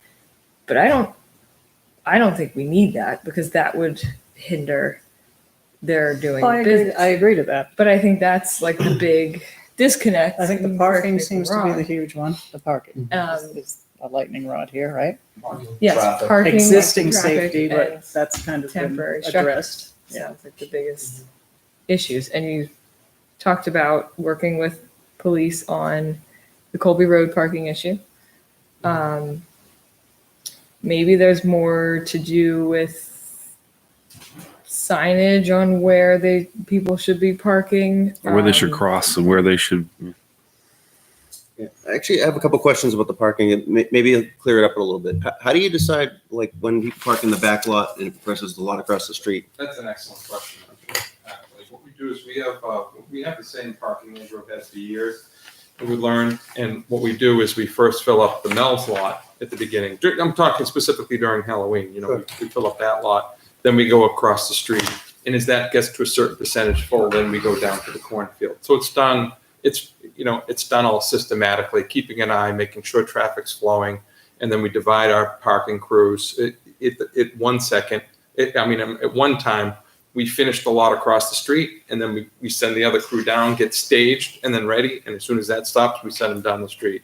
And so it's really, it was really a progression over the years. The first 2 years we struggled with a little bit, quite honestly, and we had a little bit of a backup. And we've really worked that out well since. And now we have management. Michael is always on top of it every night, out there barking and screaming. If he sees anything that he doesn't like, you can hear him on the radios yelling and screaming. And it's worked well in years. And I think the police have commented on that. We really haven't heard much from the greater masses, from the townspeople. It's been a good. That's how we do it. I hope I answered your question. Yeah, I just had one more question. So I know some of the neighbors do, but does Spooky World charge for parking as well? We do. We Okay. charge $5 for parking, and what that is the neighbors do charge more, $10. We don't have any control over that. I'm surprised we don't get more complaints with people who come to the ticket booth, because we do advertise in our website that you charge $5 parking. That does help with the cost of the renting. We rent all our light towers. It helps with the employees, helps with the rental. You know what I mean? Of the light towers. I already said that. But basically, what that does is, we don't have any control what the neighbors do, and we don't have that many complaints. Actually, I'm surprised we don't have more people showing up saying, "I thought it was $5." Right. Occasionally we do. We just explain to people, we're like, we're sorry, the neighbors park as well. It's not official Spooky World parking. No, I was just mostly curious what would motivate somebody to park someplace other than your lots. That's what, Colby Not the Road. money, they're charging more. Yep. Well, no, they're parking on the Colby Road side street because it's free. They're just parking on the side of the road. I'm not gonna pay that. So typically you park the Mel's lot first, then across the street, and then you fill in the cornfield. Exactly. Does it make sense to sort of have like a narrative of that on the plan as well? Would be happy to add that. But I think you're missing something.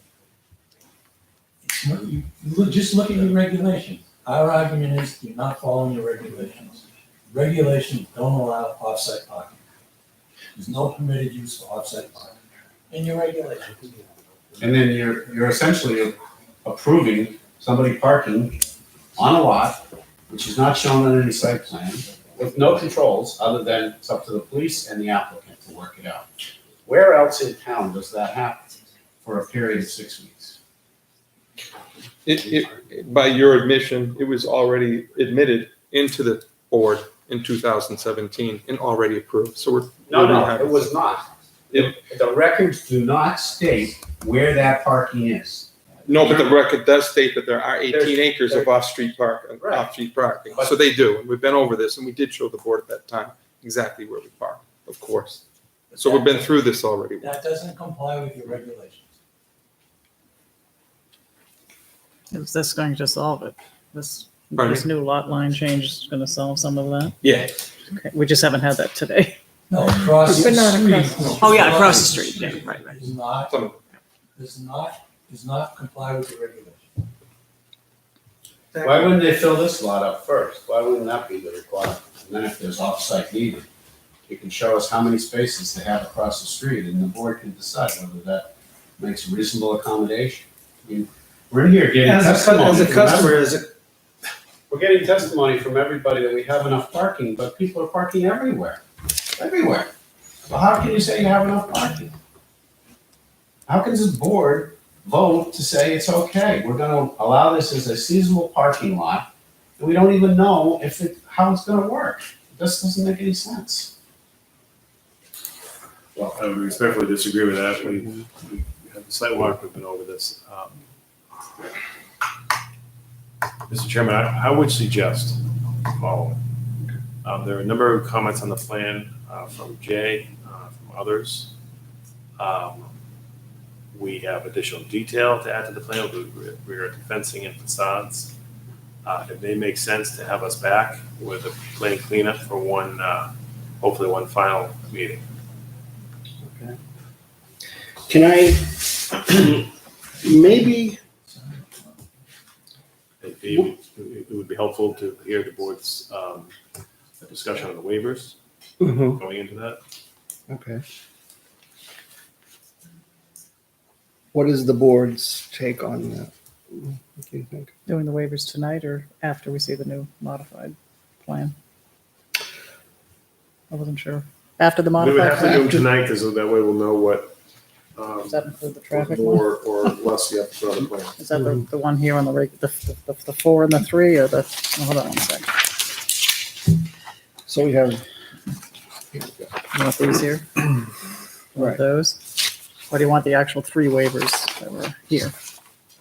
I'm not sure which one. you gotta go with. well, I think that one, Waivers one. Should be laid out in the staff report. Yeah, yeah, these, yeah. And this is one of them, 120.1. right.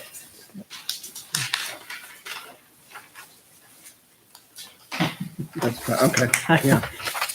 I like this last.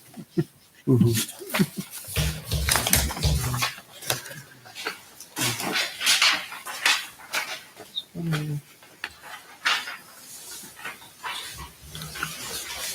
All right.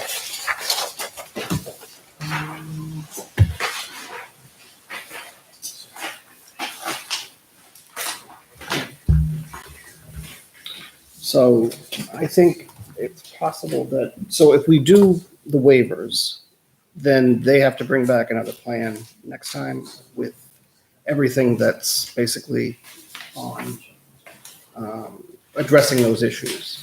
Yes, addressing all the issues that were raised this evening. Oh, okay.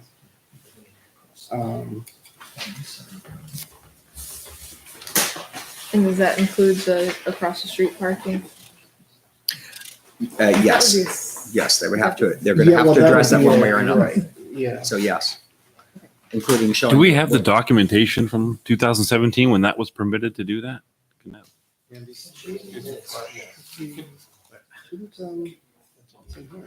Because if it was permitted, it was permitted.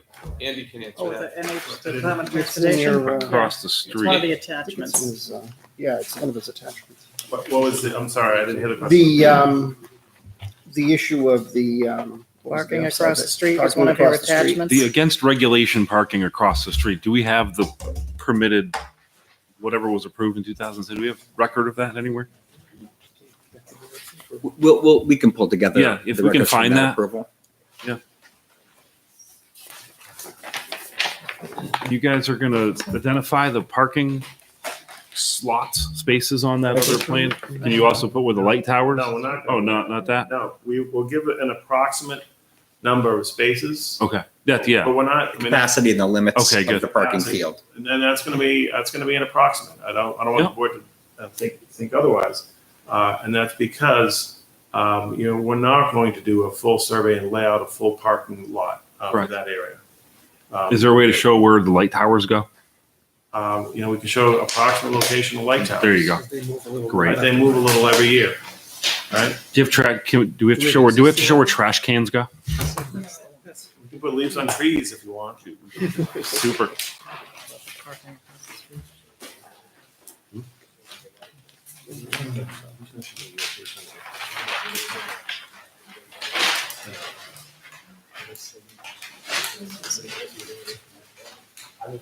Here's it right here. He has a little light above that.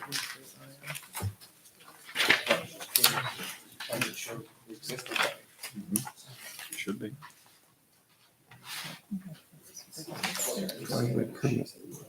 There's nothing in here, no. There was something in here.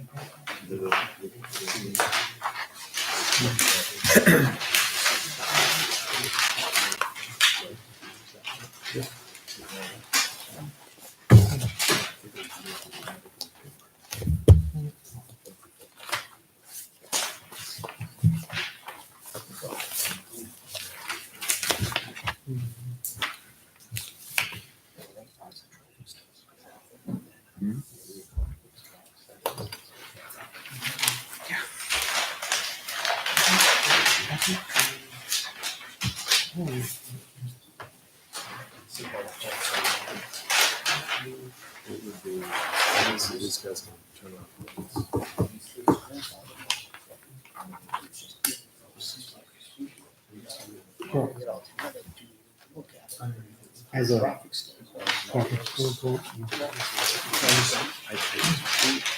talk to all the actors, so that, but that's not really to do. Right.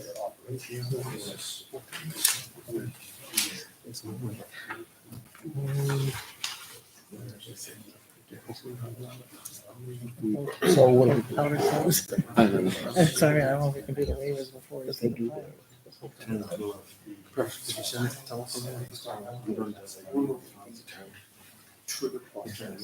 Yeah.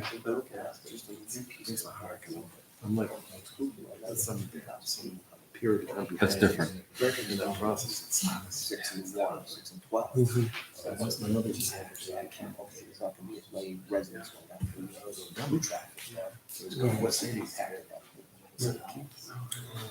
do the waivers without seeing just the numbers on the parking lot, at least the ballpark. Well, we couldn't do it because That's what I it's a mean. traffic impact, yeah. So I mean, I don't know if we can do the waivers tonight. What do you do about traffic on LKQ? What's that mean? Oh, LP, the new What do company? we do with the traffic portion on that? It was the way the trucks were turning, right? A certain time, there was a time of day they couldn't take a right. There was a time of day they couldn't take a right or something. I left the driveway. I think so. But they also said like at a certain time, they wouldn't be taking us right, but they're taking a left. They also could we do what? I think we did not because they said they only had like 20 trucks a day or something, so it wasn't going to impact anything. And they weren't gonna go a certain direction after. They're all going north. Three and- No, it's Right, right. a lot over. It was that driveway entrance that was, or turning in the other lane. Yeah. Why was somebody crossing the southbound lane and they were taking that left hand turn? Yeah, the traffic study was for the bumper, the kitty, to add, take away the driving range, add the kitty stuff. That's what that's what he studied. But not being one continuous parcel. The back of the traffic due to school. Maybe. I don't know, sorry, it's the trigger. I don't know. Mr. Chairman, are we? Well, no, we're, We're deciding on the waivers. I'm sorry. Well, there's, I mean, the issue that we're trying to figure out here is whether the traffic impact study, a more fuller traffic impact study may be warranted based upon the fact that this is encompassing a larger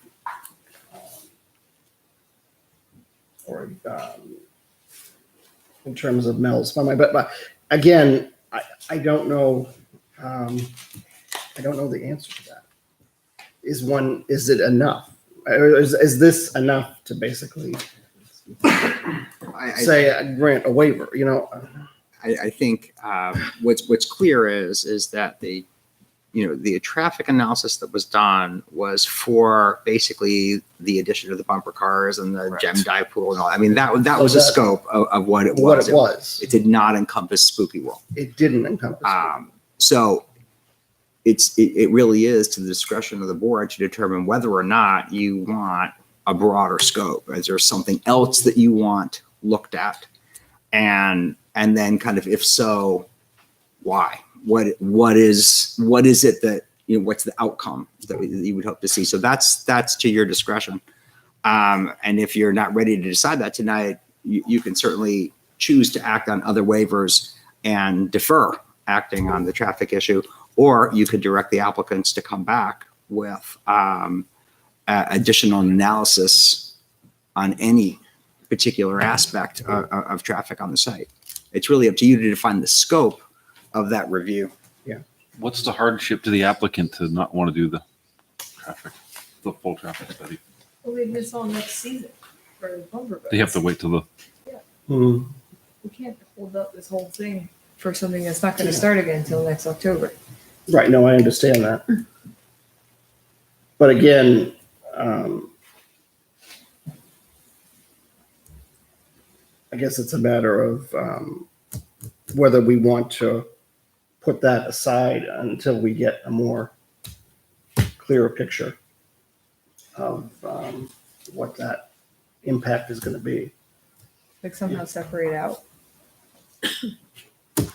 You want a traffic study for the bumper cars and then a separate one later for spooky? No, Well, they already did the traffic analysis for that section. They already have this one. Right. And we're- But Spooky World might be holding up that. Right. That's why I'm saying, can we do maybe two separate? If I may, I think Kim has a variety about to jump out of his chair. So if I know this is before the board, but if the board is inclined to hear from Kim again, I'd appreciate it. well, if he has some information to contribute, certainly, that would be helpful. Thank you. Thank you. I think I do have some information. What I was tasked to do was look at the difference in trip generation with the change in use on the site. And that would be independent of Spooky World. Whether Spooky World's there or not, the number is a number. And in fact, the real number is maybe less than the number. And let me explain what I mean.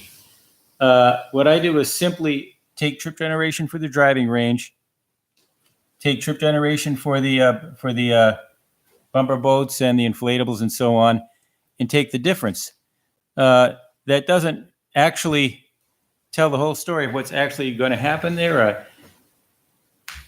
The trips that are ostensibly added due to the change in use are not all going to appear in my judgment. There are existing uses on the site. Now, I don't have data to say what percentage of the trips aren't going to appear, but that's going to happen. I'll give you an example. A shopping center, if you double it in size, doesn't double the number of vehicle trips, because some people are, if let's say you have a shopping center with a grocery store, a clothing store, and a couple of restaurants in it, and then you add another couple of stores. Some of the people going to those new stores would have been going to the shopping center anyway, and same thing with Mel's Funway Park. The data is there for shopping centers. The data isn't there for facilities like this. So the bottom line is, I've already presented the trip generation due to the swap out in use, and that's what I was tasked to do. And Spooky World is in my engineering opinion separate from that. That my number isn't going to change because of Spooky World. And I'd be happy to answer any other questions or engage in dialogue on this. And just to clarify, this 74 that you said, was that peak hours, like multiple or just? That's that 74 number is for the weekday PM peak hour, which would be the busiest hour of the adjacent street between 4 and 6 p.m. And that's not 74 trips in and 74 trips out. It's roughly half and half in, half out. And if you look at the fact that the trips, some of them are going to be from the north, some of them are going to be from the south, and so on, it works out to be 74 divided by 4, which I think is 18 or 19. I forget the exact number. Trips per direction on average added to Bancroft Highway, which works out to, on average, one trip per a little over 3 minutes added to Bancroft Highway. So it's adding cars with gaps in between them on average over the peak hour, as opposed to a stream of cars. And it's 2 hours. It's not. No, just that's a for single- 1 hour. It'll be the busiest hour. Technically, the technical definition Rush hour. would be the busiest hour between 4 and 6 p.m. So the busiest Oh, I 4 understand. consecutive 15-minute periods. So it might be 4:15 to 5:15, or it could be 5 to 6, or whatever. Okay, I was misunderstanding that. And the reason we picked that hour is because we're trying to basically look at it, kind of the busiest combination. Mhm. Okay, thanks. You're welcome. Spooky World opens after 6, doesn't it? Yep. I believe it does. Pretty close to after. It'd be pretty dark too. Close at dusk. Mhm. Thank you. You're welcome. Thank you very much. Okay. So, do we want to act on the waivers? or? The traffic study is different than a parking problem, right? I mean, yeah, it brings more, a little more traffic, but that's a separate thing. Seems more manageable. The traffic study piece seems manageable. Yeah. Whether it's both. It's more, what do we do if there's a lot of cars that are appearing? Right. That's the second waiver, right? About handling that. So maybe the first one could be addressed tonight. Yeah. Okay.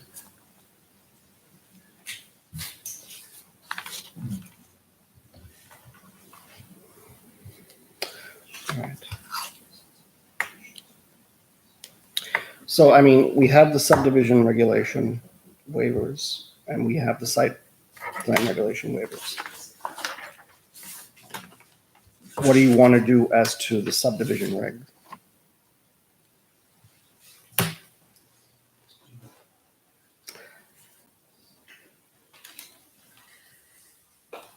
I think they're okay to approve. Mhm. That's my opinion. I'm not sure what other people think. How the site regulations. Now, this has to do with lot shape, lot topography, and the specific site mapping. Plus, yeah, that would also be. Is public input still open? It is. I haven't closed it. Okay. I haven't. Sure.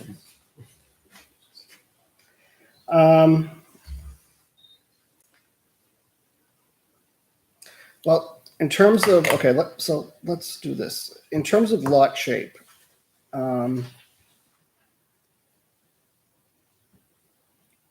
that would be a hardship, basically based on time and expense, as you had stated, Attorney Perlman. Is there anything else besides time and expense that would make it a hardship? Do you think? Well, don't get confused on the lot shape. The lot shape was a little bit different than the other waivers that required a lot more surveying and study, like site specific. The lot shape was designed to consolidate the map 20 lot 17 with the rest of the Mel's property, allowing lot 7 to have the frontage on Charles Bancroft. It creates the unusual lot. So we're trying to allow for the consolidation and maintain the frontage for lot 7. And we think that given the amount of land that will be owned, given that Mel's will be owning all of the property, including lot 7, that the hardship is there. And again, we're meeting the spirit of the ordinance with the maintaining the frontage for this lot.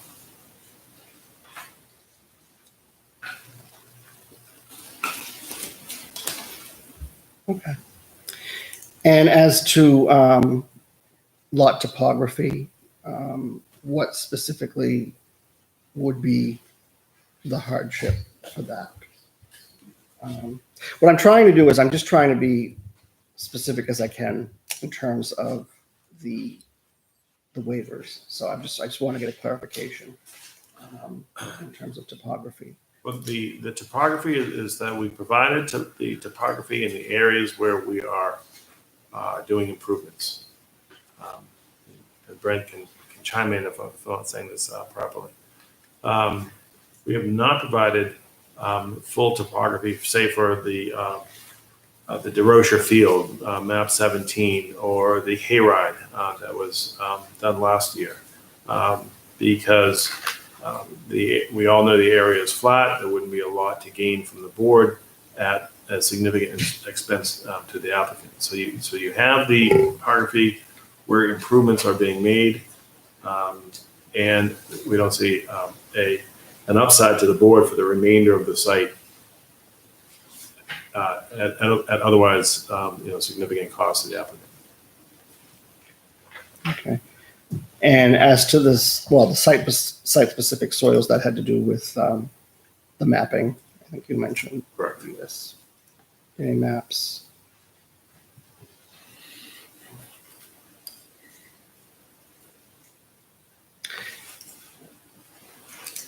Does the board want to approve those waivers? Those are 3 separate waivers, right? They're 3 separate. You can, I guess, we could, Yeah, frontage topography is one. and specific site. This is for the subdivision regulations. This is sections 415, 530E, 530G. And this would have to be part of the lot line adjustment plan. I have a recommendation from staff for approval. And could make a motion to approve it.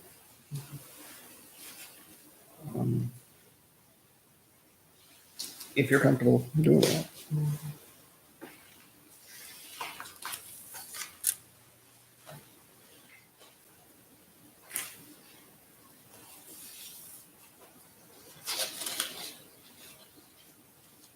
Or is there concern?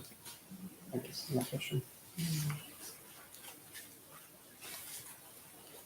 Would Bell's ever entertain selling that one weird piece that's remaining? I mean, they could legally, right? And they couldn't get permits to do anything with it, but. What, you mean selling the house lot? No, that one little weird piece that's gonna be left, Yeah, right? sure. Yeah. You're gonna own it. You're gonna own it even though it's Yeah, a weird it's all- shape. yeah. But would you ever sell it off? That's all I was saying. Or rent it out or, all right, just making Cut sure. along, no matter how it looks.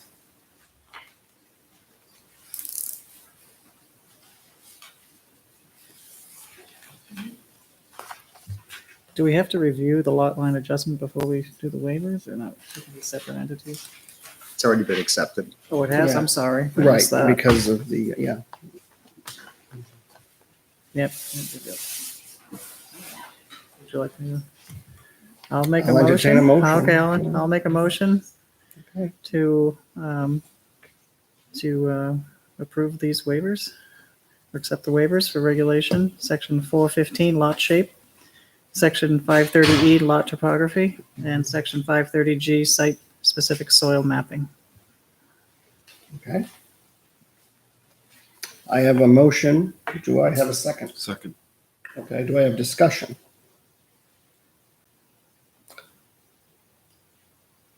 Okay, all those signify by saying aye.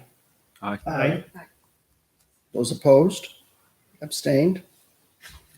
Motion is going to pass 500. So that deals with the waiver request for the subdivision regulations, sections 415, 530E, and 530G. Okay.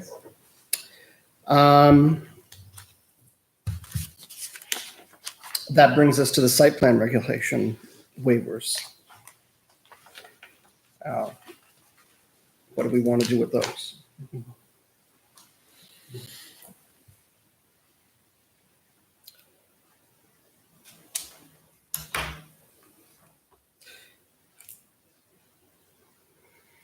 I think the traffic impact study maybe could be all right, but the parking is another issue.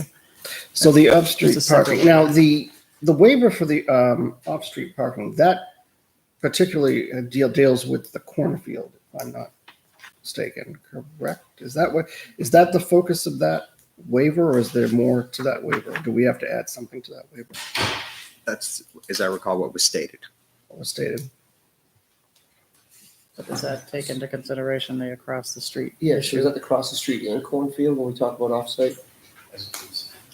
Actually, I stand corrected. I think Attorney Perlman did reference across the street as well that they did not want to pave that lot. That's true. Let me make this suggestion. I would suggest you hold off on this, my parking waiver request, because I may narrow it down, given the additional information on the parking that the board wants, as suggested by Jay.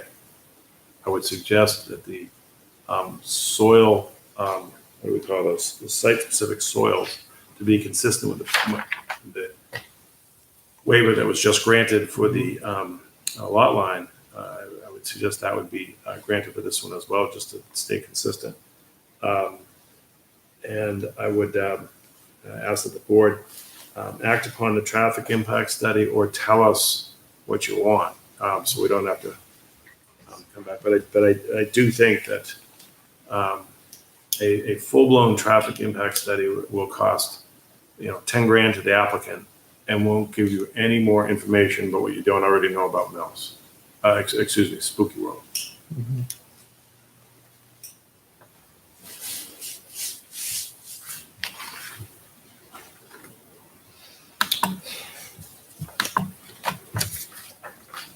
And again, I mean, again, there's a staff recommendation to approve that traffic study and that impact study. Just putting it out there. Why are you holding off on the structure area? Is that because of the height of some of the structures, or? I didn't hear you. You wanted the site soil one and the traffic impact study. Is there a reason the first one was skipped? Did you mention the structure? Did you mention structure area? You wanted that one approved? I mentioned that in my initial presentation. Right. Oh, okay, initial presentation. All right. I just thought, I didn't And want to again- leave it off. No. From the one, And again, okay. that's because we're not, other than the pool, we're not adding, all the buildings are out there Yep. today. We're not adding. I just didn't think I heard you say it. That's all. Yep. Okay. So those first three, right? All right. So excluding the off-street parking, you have the site plan regulation section 150.7U, the structure area. The 150.7M site-specific soils, as similar to the one that we just approved. And site regulation section 120.1.4, I'm sorry, no. 120.11 traffic impact study.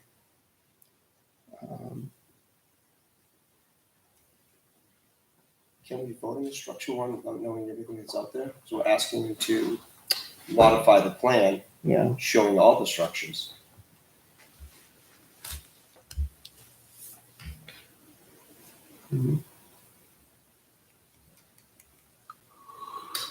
Well, Are we asking to show all? All the permanent structures, right? Permanent. And And according that to one this area it that can looks like there's fluctuate. more than that actually what's on the plan. Hmm. Now, I don't know if some of those are permanent, if some of those are temporary.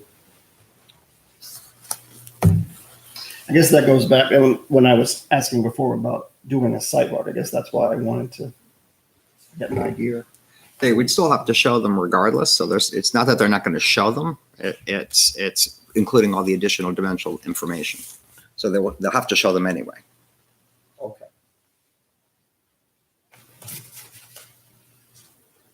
So, yeah. But I do agree, a site walk on the whole thing may be. I It'd be worthwhile. personally, I think it would be beneficial. Because Now, I've I only know, seen parts of it. yeah, I personally. mean, yeah, it's true. And I think having a fuller picture of what that, It was great seeing the parking and everything. oh, absolutely. You know, Yeah, I and agree. Since I've been there, I've seen some things, but I've never been in the back. But so I I'm would- on some- yeah, I would like- What else is on the property? just to get an idea.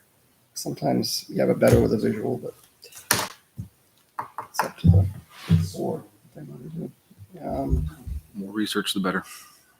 I think it's, Then we'll be able to see for ourselves what Yeah. permit, what we can classify permanent versus temporary. What can be moved? What can be altered? What can be? Yeah. So do we want to basically, in terms of these, or except, well, the site-specific soil one is similar to the subdivision that we just approved. So I think we could probably do that And one. based on Jay's definition of structure too, I mean, Yeah. So.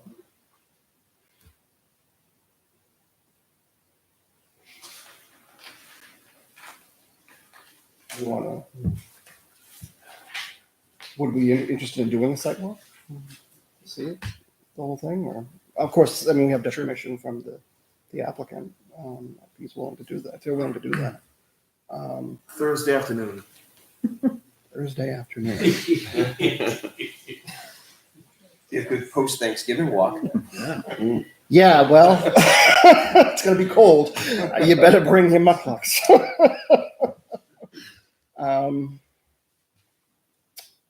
Is it adding anything to what's going to be on the drawing? Or is it just really building an inventory list? I think they're separate issues. Unless there's something about any of the waiver requests that you would want to somehow validate in the field, I think you can do both. I agree. So when you say do both, you mean what? They're gonna, on the drawings themselves, you're gonna have the permanent structures, right? So what is this waiver, actually structure waiver for? Because they're not, according to Attorney Perlman, they're not adding Right, additional right. structure. So do we, Ready? I'm not sure we need It's the the waiver. level of detail. It's just the level of detail. I'm like, do we need the waiver? Okay. The regulation calls for the plans to show the location, dimensions, number of floors, total area, and first floor elevations of all existing and proposed buildings. Right, and we talked about the number of floors. That's where I was going with that earlier. Right. So that's by the waiver. We don't need that. For the existing structures, that's what they're asking. It's not whether the structures, there was like the detail of the number of floors of the That's what building. Jay's saying. Right, Yeah. that's But I'm what just I was curious, pointing do out we have- earlier. Do Okay. we have detail on all the existing structures Say that again? from past We've had years? some 'Cause on, I've only been- I think we'd so have to many look back. multiple story Yeah. buildings. So we're saying, waive it, right? Or do you want a site walk before that? As I said, I don't know if we already have the existing structures. At least in the building department, you would, but beyond that, I don't know. I haven't done a record review. Well, maybe then it would be a good idea to just do one, a walk through and see. But we'd have to do past research too. to see if we have them. Plus, yeah, we can do that as well. Correct. So what is the point of this? If we go out and do the site walk, we're gonna verify the drawing matches what's there. Is that the point of this, or do we wanna? Like, I personally think it'd be just nice to know. what's It would up just, there. yeah, I think it would be. Validates, what we're seeing. Right, versus it's a- what we can visually see and we know what's. I there. mean, it's nice to have, I appreciate having maps and drawings and all this stuff. But sometimes when you see something yourself, that makes a big difference. It really does. Especially if, your person, when we did the site walk for the cornfield, for example, I thought that was well, you could actually, It answered a lot of it answered a lot of questions. And I think that's what it can do for us. It can answer questions that maybe we don't, because then we're just, it's the unknown. And I don't know. We're certainly not opposed to, heading back out. Okay. But we would like, we would like it done as soon as possible. Mhm. Well, I mean, when would you be available? I mean, that's obviously, I know the holiday's coming up. Is there anything, obviously that's something that Saturday morning. Saturday morning? Yeah, it's gotta be a weekend, because we can't go after work at night. It's Right. dark out. Right, it would have to be morning, Weekend, yeah. or weekend day. Yeah. Okay. let me just, No, it's. hope you're not flying. Would that work with your clients? Let me I just guess check. is the question. Yeah, Do I have Saturday a morning. show? Saturday morning, Let me 10 just- o'clock, work? Is that the 24th? Yes. 24th, Yes. November. This Saturday. And what time? 10 o'clock. 10 o'clock. Sorry, I was looking at my calendar. Okay. Okay. Jay, that works for you? Okay. So why don't we do that, if that's amenable to you folks? It is. I apologize. Michael and I will both unfortunately be away, on family. That's fine. Well, we can get there. I'm sorry. As long as we have your It's permission fine. and. Oh, yeah, it's you have our okay. permission. I'm sorry. Yeah, We'd no, like to no, be- That's fine. I understand. It's the holiday season. But we'll have some, we'll have our management and staff there. Okay. All right, that works. Certainly, Attorney Hollis and Mr. Charbonneau are also welcome to come, or be there if they want to.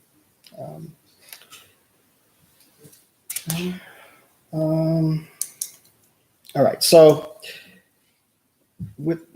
in terms of that, what is that? I guess the question is, where does that leave us? Do we want to hold off then on, we can do like I said, we can do the site-specific soil one. I don't think that's going to be an issue, but in terms of the, or and the traffic impact, do you want to approve that? Yes. Uh, When would it be the next one? The meeting, well, it's the first and third Tuesday of the month. So it's gonna be what? What's the fourth? The fourth? December? Yeah. 4th of December. And then the next time it would be the 18th. That's the third. Yep. You waive the structures, then the sidewalk doesn't join. No, we weren't going to touch the No. structure one. Yeah, I think if you do the soils, that helps them to know if they have. Well, the soil one, yeah, because it's kind of a no-brainer. I mean, it's the same. Then we'll be back again in a couple of weeks.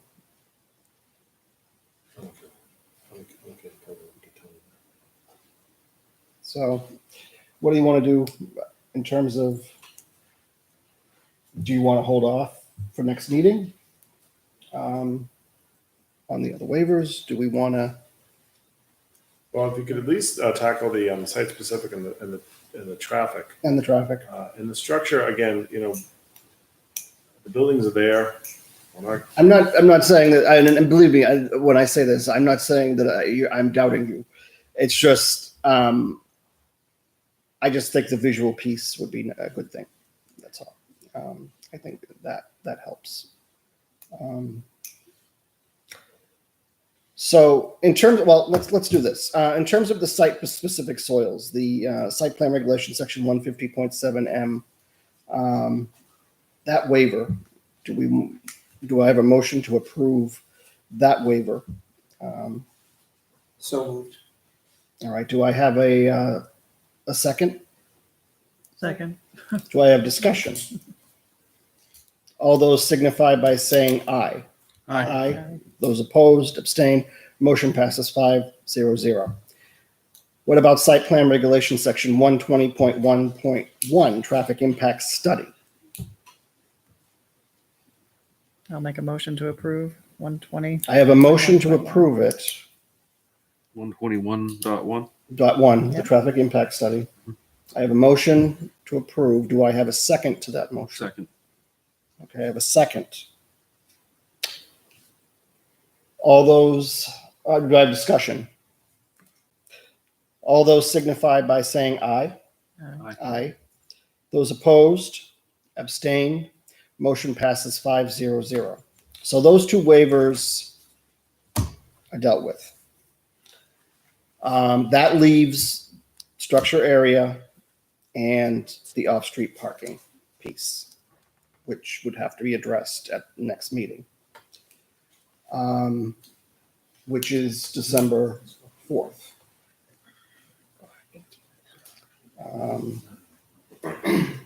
So I think in terms of that, now, is there anything else that I missed, Jay? I'm sorry. I just want to make sure that December 4th is an adequate time to amend the plan. Okay, so when would that work? 18th? Okay. So why don't we do this? I guess I'm going to need, so for a date and time certain, it's going to be December 18th that we'll be back. Okay.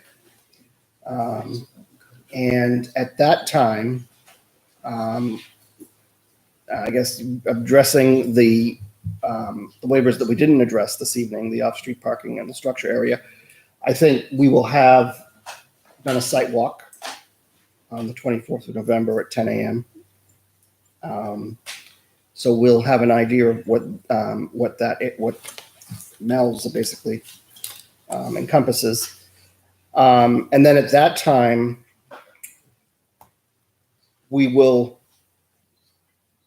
basically, try to determine whether to approve or. We're gonna get traffic, we're gonna get parking estimates. We're gonna get parking. And off-street overflow. parking, Right. And in the interim, can we also look at what the past boards did concerning the off-street parking and the structures? Yes. And I Give think us some more information. Jay can provide us with that information. Pull together that. Thank you. Okay. Well, I'm sorry, what was that last comment? I'm sorry. We wanted to see, as to the off-street parking piece, what is done in the past. So we're kind of looking at history in terms of What did prior boards? what did prior boards. How'd they come to their agreement in reference to Mel's? So we'll do some digging into prior approvals. It's a record. Okay, I know what they say, but that's fine. Just trying to educate some of us that weren't Yeah. on board at the time. So, Well, thank you all very much. okay. You should take a motion. Yes, I got to do a motion. So the motion is basically going to be that this is going to be continued to a date and time certain. The date and time certain is going to be December 18th, 2018 for this public hearing. Public hearing remains open. I'm not closing it. And just so you know, that everybody knows that we will be having a site walk on November 24th at 10 a.m. on Saturday. So I have entertained a motion as to continue this to a date and time certain, December 18th, 2018. Do I have a motion? I'll make a motion. I have a motion. Do I have a second? Second. Do I have discussion? All those signify by saying aye. Aye. Those opposed? Abstained? Motion passes 5-0-0. Thank you, everyone, for coming this evening. Thank you. Have a happy Thanksgiving, Thanksgiving. everyone. Thank you very much. Yes. Thank you. Appreciate it. Holidays. Thank you. Safe drive out there. Yes. Thank you. Supposed to be icing up tonight. How is it? Oh, yay. We haven't had that in a long time. This text is still there.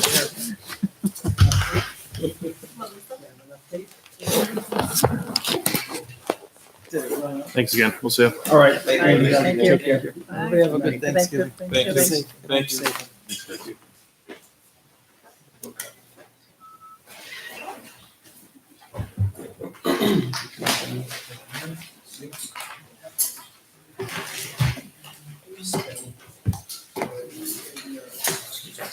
Sure. Okay. Take my oven out. Oh, no, don't even joke. So back to the agenda.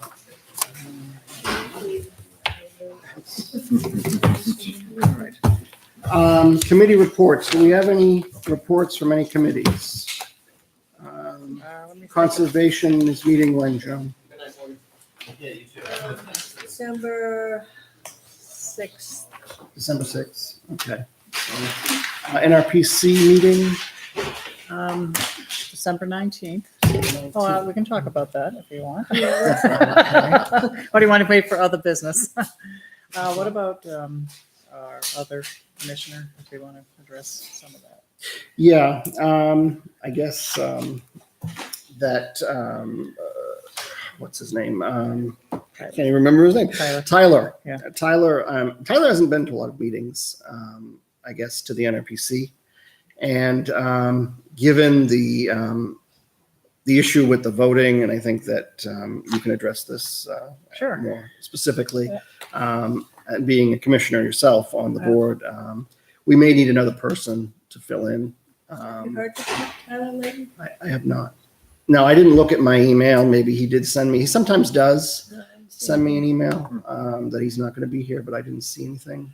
Of course, I really didn't look, so I guess I can't say that it did. I guess, because Kim has been,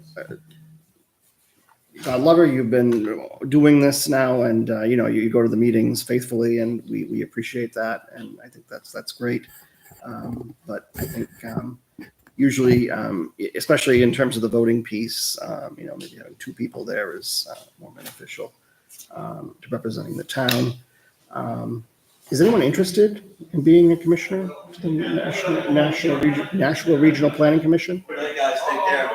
We're allowed 2 planning board members to go based on the population of the town. Yeah. And they meet quarterly. And we have the 12 surrounding towns, there's a total of 13 towns. So we can ask each other or see what everyone else is working on, or can we collaborate together on projects. So like I said, it's 4 times a year. Very informational. What day of the week? It's not hard. It's like the 3rd Wednesday. It'll be December 19th. Yeah. That's the next one. It's quarterly. And as I said, the meetings are at 7:00 at night.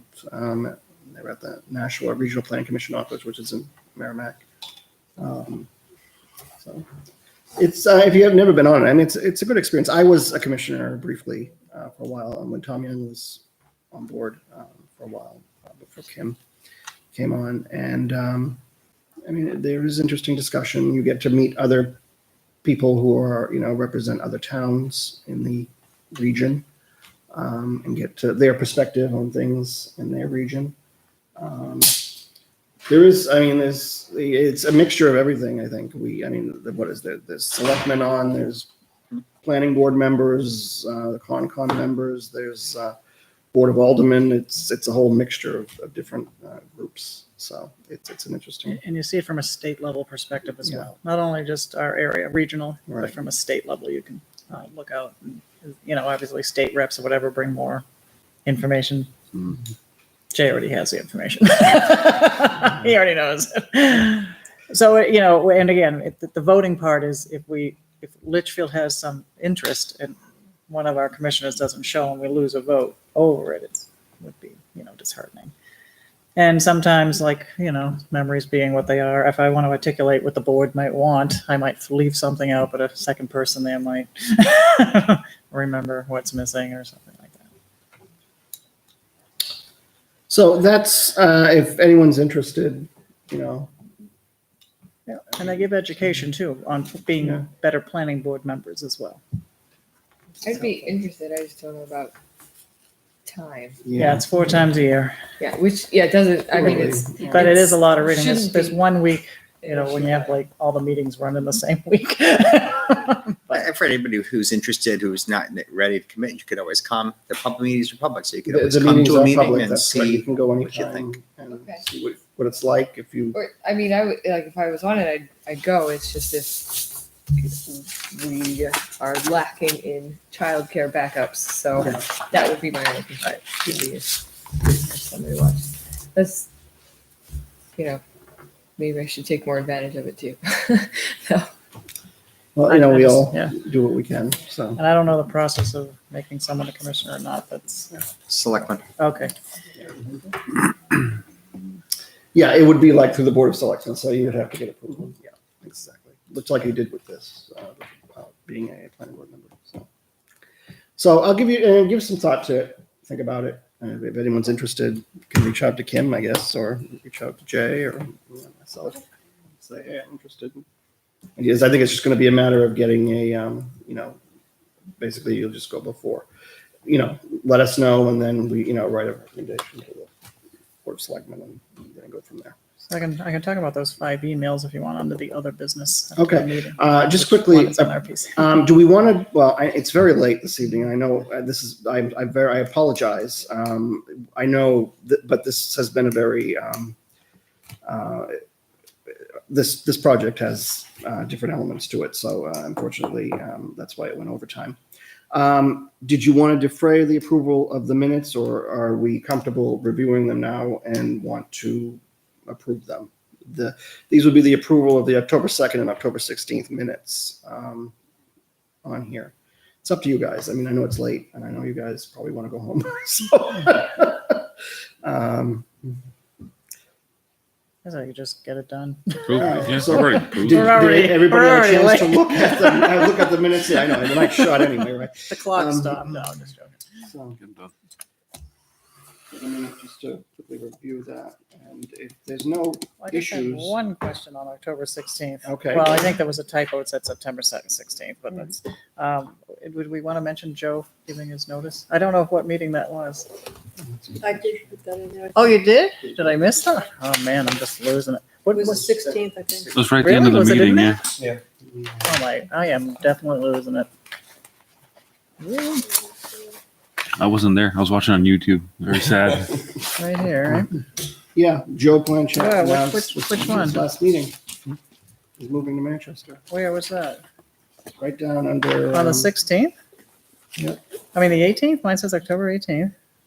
18th, 16. 16th. Why does mine say October 18th? Because this was like, which meeting are you looking at? October 2nd? No, All right, then my next printout says. October 18th. It says September 18. It says I made a motion to approve. Mike questioned capital improvements. And Joe made a motion to. Yeah. That might have been an old one, maybe. You're approving the minutes at the end, and he says in the beginning he was. Yeah. But I don't have that listed here. Okay, maybe it was just I printed it early. What date is it at the top? Mine says September 18th. Well, but the top one says October 2nd, right? Yeah, And then the next meeting on that says, it says September 18th. So maybe I just printed it out before the final draft came out or something. I don't know. Approving the 18th minutes. Okay, so I don't know. Let me just take it. You can pass it. So see how the first page says October 2nd on the top? Yeah, I see, and the heading. I'm talking And then if you about flip a few pages in, it says September and okay, maybe You I got different just might have printed. pages because it should have the heading on the. Okay, Should maybe say my October printer did 2nd on the something. heading. All right. Okay, so that was my only question of why it wasn't. Everything else was fine. Maybe it was my printer left that off. Yeah, this is, on the bottom, it's September 18th minutes. That was a motion to approve the September 18th minutes. Where you wrote October, you're approving the September 18th minutes down Okay, here. sorry. It must have been, it's been a long day. Yes, it has. But it's been I think this was very productive. I think it moved it forward a lot. Sorry. Okay. So, if there's no questions about, any other questions about the minutes, I'll entertain a motion to approve them both, if you want. So moved. Okay. I have to abstain from one of them. I do too. Yeah, me too. Okay. Do two separate. Can you do two separate? All right, You looks don't, you like, don't have to abstain. No. Okay. Oh, because I've read them, so I guess. Good. Oh, Okay. Even if you're not there, you can read them and still approve them. Okay. so, There you go. entertain a motion. Plus you watched it. Yeah, I did watch it.